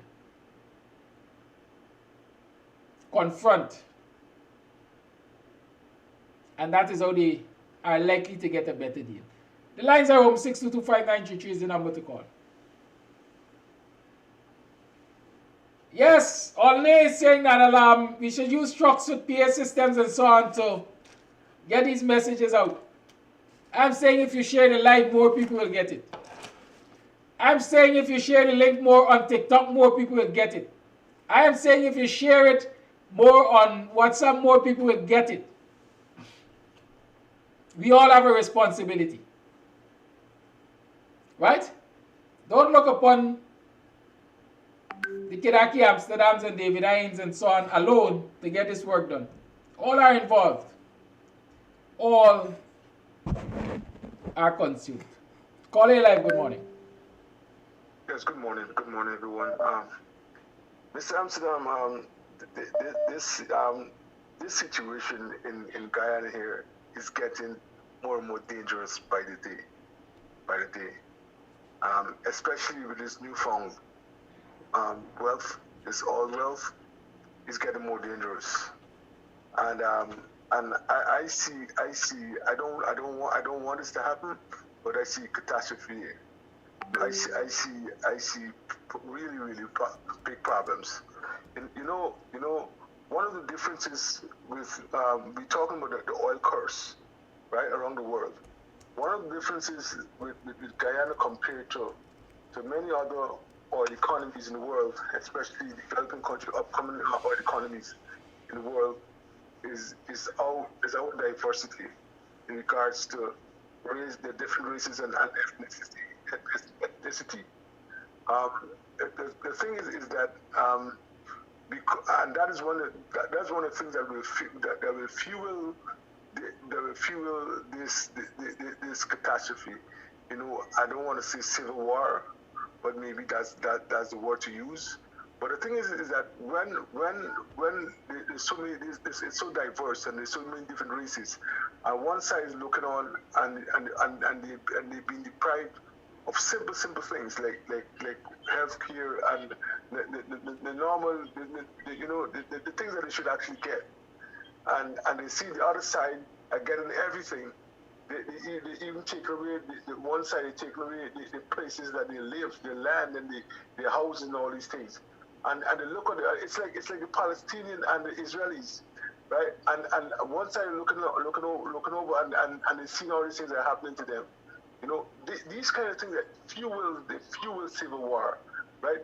And because of our diversity that we have in this country here, that's one of the problems I see that is going to happen. And another point with the PEP government, the PEP government is so racist, right? And the few the 0.01 or 2%, whatever, black people that they have in the government for all these years, for some reason, like, they're blind. And the thing is that I don't know, they don't see what has been going on for years. Let's look at the Prattville 1 and 2. In those schemes that they develop for themselves, how many black persons in their cabinet or in their supporters that they give an opportunity to live in those places, right? So it's blatant racism, and these people, they're not seeing it, right? But there comes a time when people, when the population, people who are being deprived so much that and who don't want to do anything right about, not because maybe they're in a comfort zone or they're scared or whatever, but there will come a time when they can't do, the only thing they could do is uprise, right? And there might be people outside who will be fueling these things, because that's what happens, that's what causes civil war in oil economy like ours. Overseas people will come in and they see what is going on, and they tell the people who have been deprived, and they, you know what, you have a right to this, and you got to fight for this or whatever. And here is the means to do so.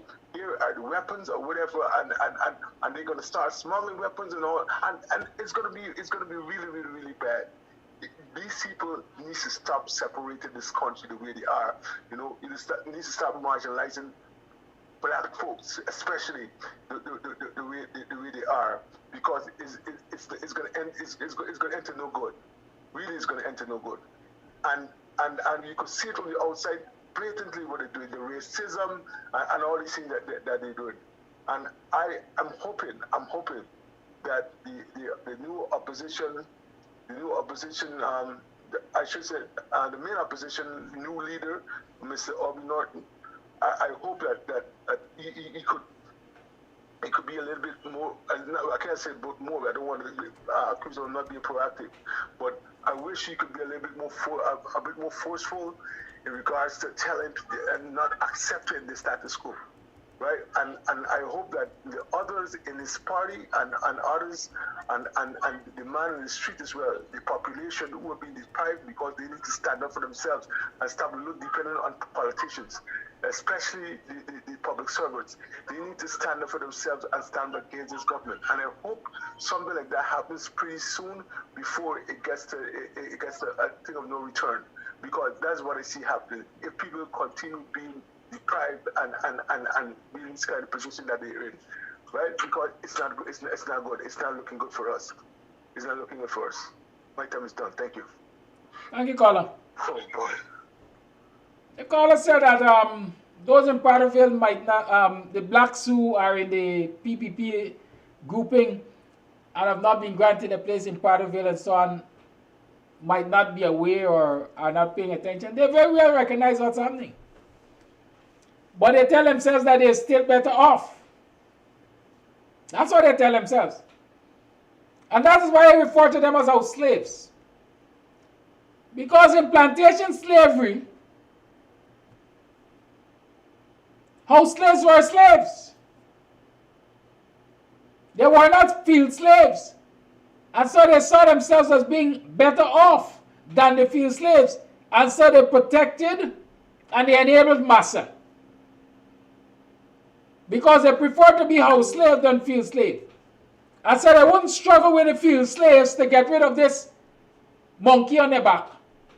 And that's what's happening with those who are enabling the PPP. I call it as I see it. Call me racist. Call it live good morning. Yeah, good morning, Mr. Amsterdam. On your opening statement where you spoke about house lots and so. If you played Monopoly like how I played Monopoly as a child, you would see that at certain points on the Monopoly board, close to the big place where we had a British Monopoly, the King's Pass at the places, the value of the land was greater than those lower down. Like Trafalgar Square, you had to pay a lot of land on these properties. And that is so true in the life. Because where the places is closer to the city, closer to the road, the valuation is more than in the interest of the village. But one thing with the houses and those big high-rise buildings, because even on the West Coast, you're running into a lot of high-rise buildings on the roadside. What people don't understand, that the drivers in Guyana, I don't know where they went and buy the books, but many would hear of house cars in people's bedrooms. So I wouldn't want a building on the roadside. Two, this country is below sea level. And when you start to put high rises all around, you see what it's doing to the earth? So they could continue putting the high rise. Every year, the water out in the ocean because of the melting ice cap and the different thing is rising at least 1 degree. And when you would not have been flooded in the 80s, you will be flooded in the 20s. In the 80s, people were using the backyards to burn their rubbish. Banks and so used to make drinks in glass bottle. You return it to get a little money. Now they upgrade to plastic with styrofoam and all these things. And these wonderful people start to dump them in all the waterways. So now these things now form a blockage. They dump them in the ground. And when they mash these bottles and they dump in the ground, when you go weeding, you would pull up these bottles because they do not destroy. And all these things aid in destroying the land. Coming back to point. Now when they go to places like how they're planning to run a road through South. South is a place that Barnum developed. Hence, they have a lot of Africans living in those places. So now when you run a road, you might want to put up a 4-lane road. So you want to take like 2-body house lot, north and south, to pass the road. Because you're going to look for like, you might want about 60 feet for the road. When you finish putting a 60 feet road through a house lot, 2 house lots in South Royalville, 2 persons are all the people where these roads pass cannot live. Now in a country, you design a country with maps where you're going to pass road. Barnum went in the jungle and he cut the Suicide Linden Highway. Now the government now, they are giving people lands close to the road, as what Dr. Hines brought out. So that when you decide to do a road expansion, you gotta pay people. And I feel the people in South should stand up for the lands.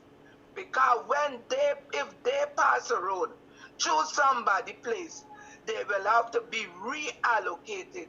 And as you rightly said, the $22 million can't pay for the money.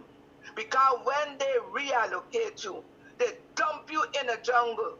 And when they dump you in a jungle, you now got to get all the infrastructure added to the place. And then they might dump you, you'll pay must see 120 to go into South.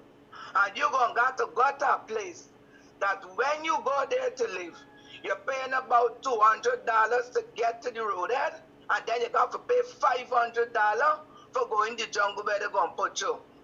So these people in South got to stand up to this installed regime about the land. And one valuable point, now there is an onslaught on the deaths in Guyana. When the people die, and you go to the hospital, guys got to go to register so that the body dead.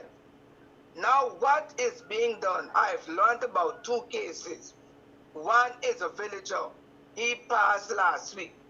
By the time this dead meet to the hospital, they try to get a swab. Corona test does take about a month before you get the results. You know, they put on double death chart. He died from corona without doing a COVID-19 test. That is what they are doing. I learned another dead suffered the same fate. Person died, the thing, the plaster, COVID, and the dead. So that's why they've got these fictitious numbers mounting in COVID, because as soon as you're dead now, blam, COVID kill you. Guyana is running some money laundering scheme now with COVID and the dead. And I hope the outer world could take check of what is going on with COVID. The last thing, everybody talking about this pads to the young girls, mothers. Oh dear, yeah, don't let it look so bad. Don't let it look so bad. Because the next thing they give you the pads, they're going to want something more from you. When they start giving the pads to the children, they're going to get the name down on a list. And they will be asking for favors. Because nobody in the PPP regime don't give away nothing for nothing. They like Jack and the butcher. The butcher, the watching at the cow, Jack, the watching at the colorful beans. But Jack end up getting more than what the butcher think, because the colorful beans make it get back all the father well. The parts that they are going to be start giving the girl children, it is something in the future they are looking after. And when it comes to rape, that is what they like. You know the Kodak, you're not going to mash your toe. Many men, once they got a position, they feel that they must trample women. And many men in those higher jobs, they feel that they are the weapon is what they got between the foot, and they're going to use it anyhow. And the last one, how many last you got, Marondo? And I joined the staff. Doctors had a motto: nurses are like swabs. You use them once and discard them. And I worked for 15 years, and I make certain I had to tell a doctor, because that was his mindset. I say, you all they say, nurses are like swabs. You use them, excuse me, once and you discard. But this nurse is not a swab. So doctors are guilty of what that one is guilty of. But didn't nobody ask in part, Damasi any jeans. Call wrong tongue bun in a plate for bye-bye. I'm going to run and thank you for your call. Right, Yeah, thank you bye-bye. for your call. You know, this First Lady program got so many implications. And the first thing I want to say, the state's money has been budgeted for the program. What happens to the state's money if the citizens refuse to partake in the program? Maybe this $50 million will have to be returned at the end of the year. And I think in budgeting, if you don't spend it, you lose it. So if you can't spend $50 million this year, then next year you will get less. And so maybe, just maybe, it might be a tactical thing for citizens not to accept the handouts. Good? I really and truly can't bring myself to believe that in this day and age, there are 30,000 citizens of this country, 30,000 adolescents, according to the budgetary numbers, that need assistance with sanitary napkins and maybe other things. Right? I can't bring myself to believe it. And I'm saying if it is so, it remains an indictment on the government of the day, because it says that people are not being given remuneration which can help them to take care of their families, their family members adequately. Calling live, good morning.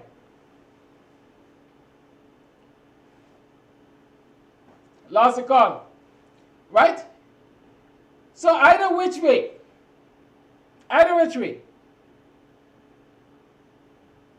this is a cause of concern. Is the government's, is there justification for this allocation of $50 million to Arya Ali or whatever her name is, to aid in adolescent sanitary, whatever they call it? What's the justification?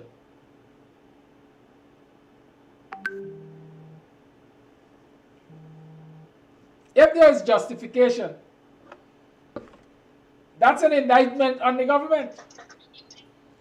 Calling live, good morning. Good morning, Mr. Kadaki. Good morning, Mr. Morning of the Diaspora. I think I've got to pick you up right where you said this is an indictment on the government. It truly is. It's an indictment not only on the government, it's an indictment on the opposition.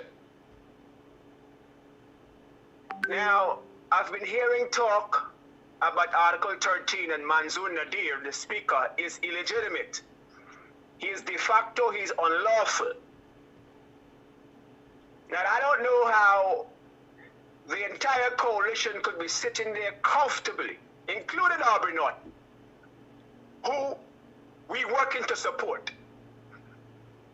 How we can sit there and allow Manzoor Nadir to be illegitimate, and we know he's illegitimate according to Article 13, and Aubrey Norton is not pushing a campaign to do nothing about it.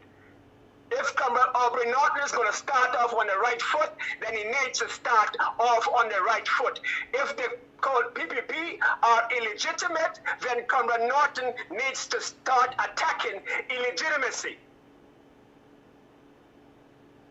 We ain't looking for friends. We're looking for proper representation. We support Comrade Norton if he can represent us adequately, sufficiently.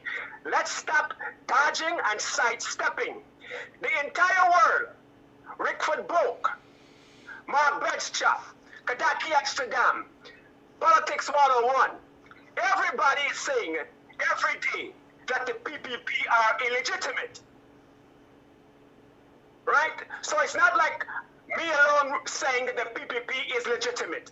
Everybody that calling here, the sentiment is that the PPP are illegitimate. Yet, while we have this consensus of illegitimacy, our coalition leaders are acting as though the PPP are not illegitimate. I challenge the coalition and the leadership, starting with Aubrey Norton. If you say that the PPP are installed, if you say that the evidence which you got in Petition 99 supports installation and illegitimacy, then behave like the PPP are illegitimate. And let's start doing the types of extracurricular activities, parliamentarian activities, to start making the PPP uncomfortable. Let's start making the moves to move them out of the office, literally speaking. Comrade Aubrey Norton is not doing anything close to that. Nothing close. Lincoln Lewis, if you say the PPP are illegitimate, then let's organize your people. How much more of a cause do we need? How much more of a call to urgency? A call to urgency do we need to rally around? We have got the cause. We have got the motive. United States government said they're installed. What else do we need? Leaders are fighting for power. To get power to go in parliament to do what? Exactly. The problem is not unknown. The problem is very known. Now we have a problem. Now we have a motive. Let's get initiative. But for some reason, our political leaders are shying away. And you got people like Sharma, who got more belly and balls than them.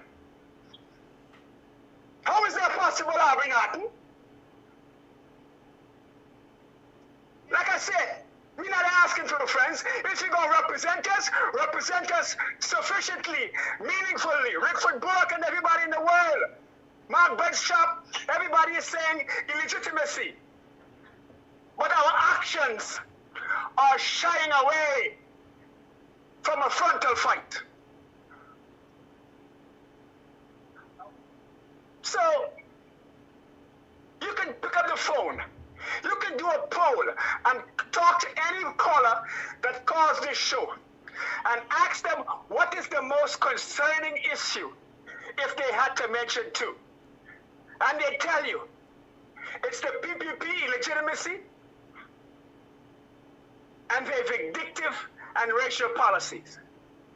Not only are they illegitimate, they are left there to do vindictiveness.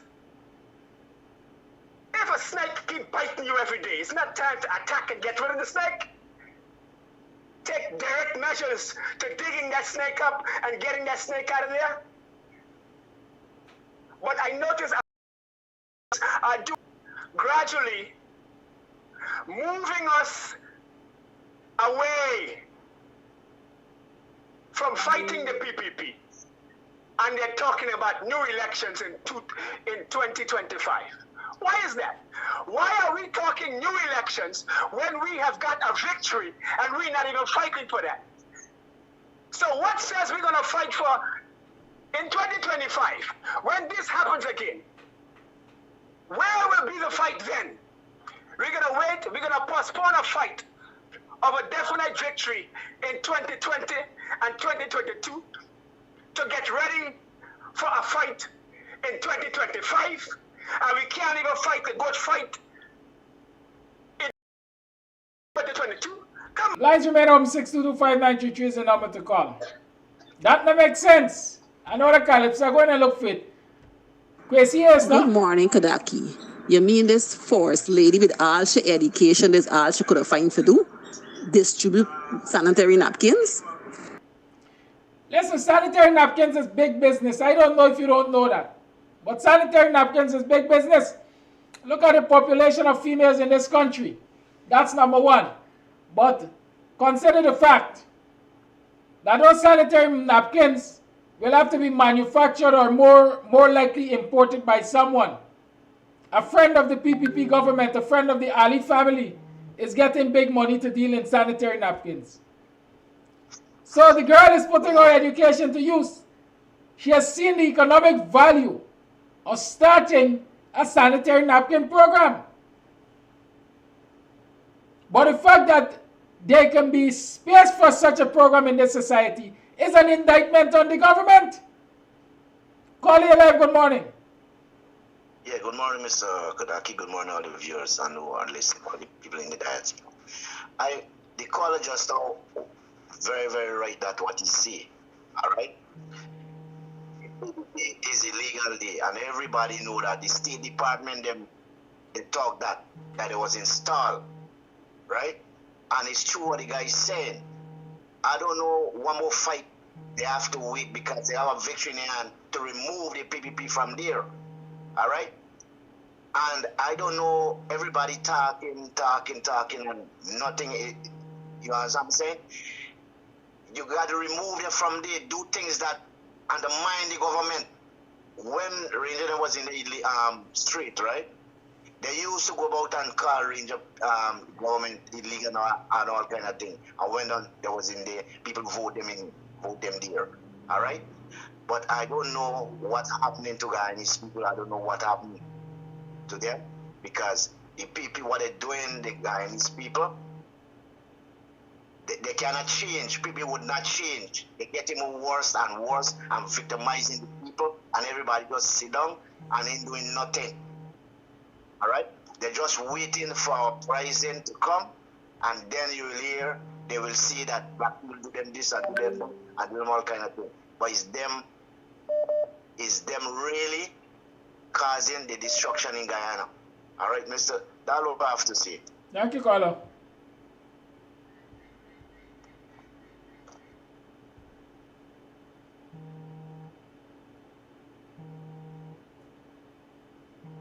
Call your life, good morning. Call your life, good morning.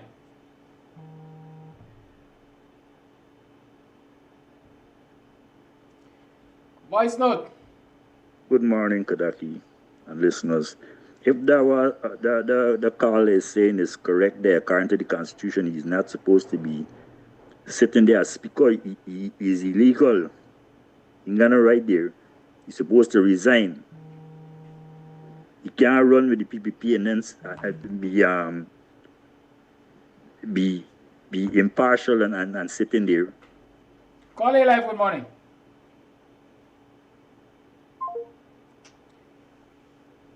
You know, there's something called precedent, and someone raised this issue the other day on one of these very programs. Whether or not Raphael Trotman, when he was made Speaker of the House, whether or not he wasn't an elected member also. And so we create precedents in this country. The problem in this country is that sometimes we like to turn a blind eye when it suits us, not recognizing that it will come back to bother us. Right? That's the issue. Look at the Charandas issue. For all the years, we have been allowing people with dual citizenship to sit in our National Assembly. Because it suited us, eh? And then when Charandas decided that he was going to clap the Judas bite in the coalition, then is when people realized or acknowledge that it was wrong for dual citizens to be sitting in the National Assembly. We have to decide if we want to be a law-abiding country or if we want to be a set of law benders. Because that is what a lot of our politicians have been engaged in. Bending the law to suit their cause. And only contesting it when it doesn't suit them. And that creates a conundrum. Because always remember that there's something called precedents, which the courts look at. Good morning, Mr. Amsterdam and all the viewers out there. Dr. Hines. You see this Jesus thing and this God thing, people need to come out of this funk, man, right? Call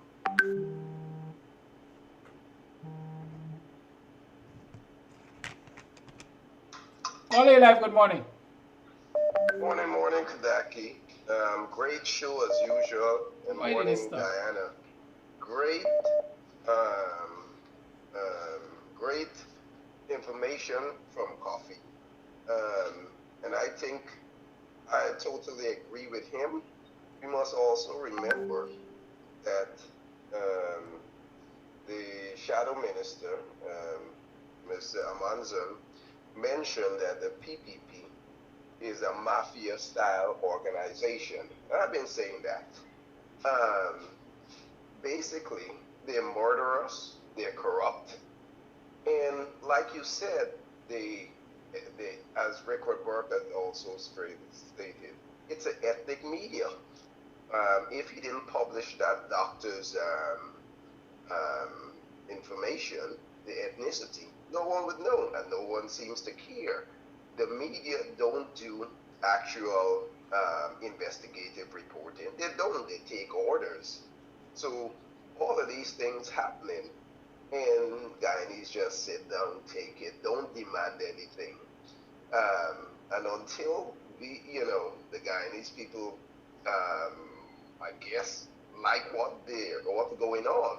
I mean, because no one is saying anything. They just sit there, they just take the abuse, and like you said, they say, well, I got a lot to lose and all of that. So I just think that, I looked, my outlook is not good for Guyana in terms of even African Guyanese.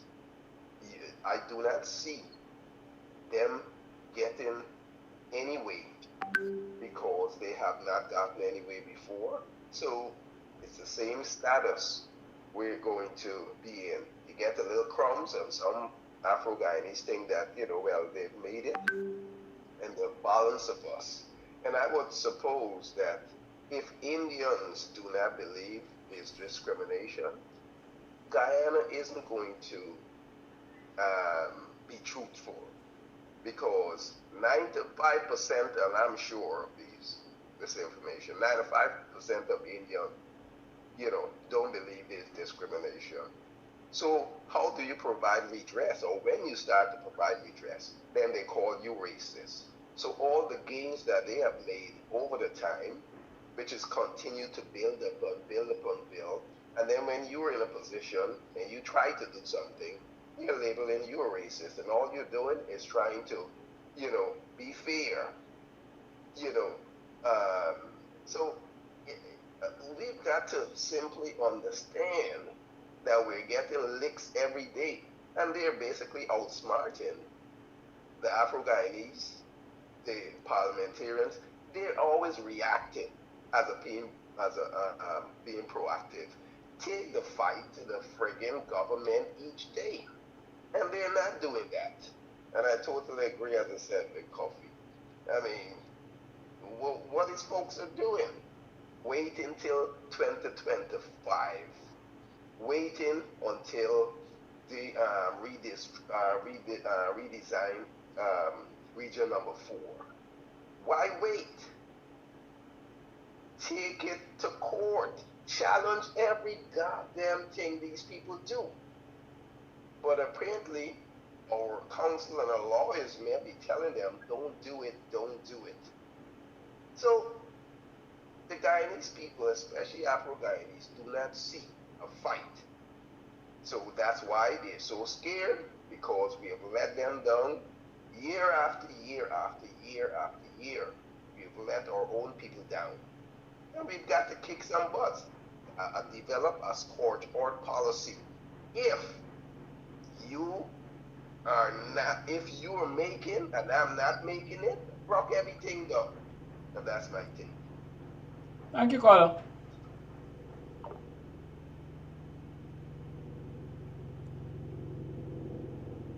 Voice note.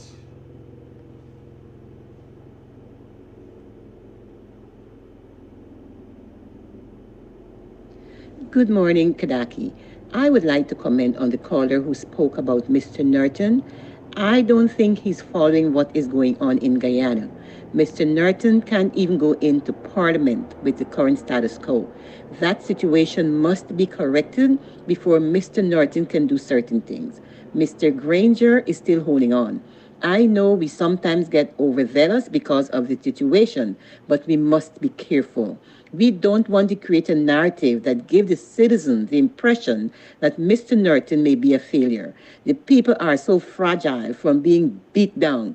They may very well refuse to show support for the new leader, and he definitely cannot do it without the people. So we have to be careful, okay? Rome was not built in a day. Thanks.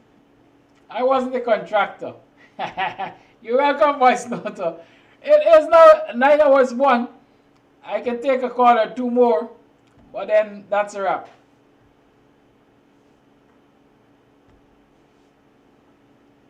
Six 225 is the number to call.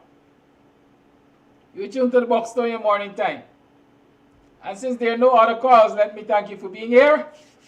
Thank you for continuing to be supportive, sharing the live, spreading the news. Continue to encourage others to tune in, because you know what? This is where you get the realest information in the realest time. Right? We're not up on skin teeth here. I didn't see a lot of the trenches this morning. Where did they disappear to? Have a great day, y'all. Stay safe. Remember to wash your hands frequently, sanitize frequently, stay 3 to 6 feet apart, wear your mask, stay home as much as you can.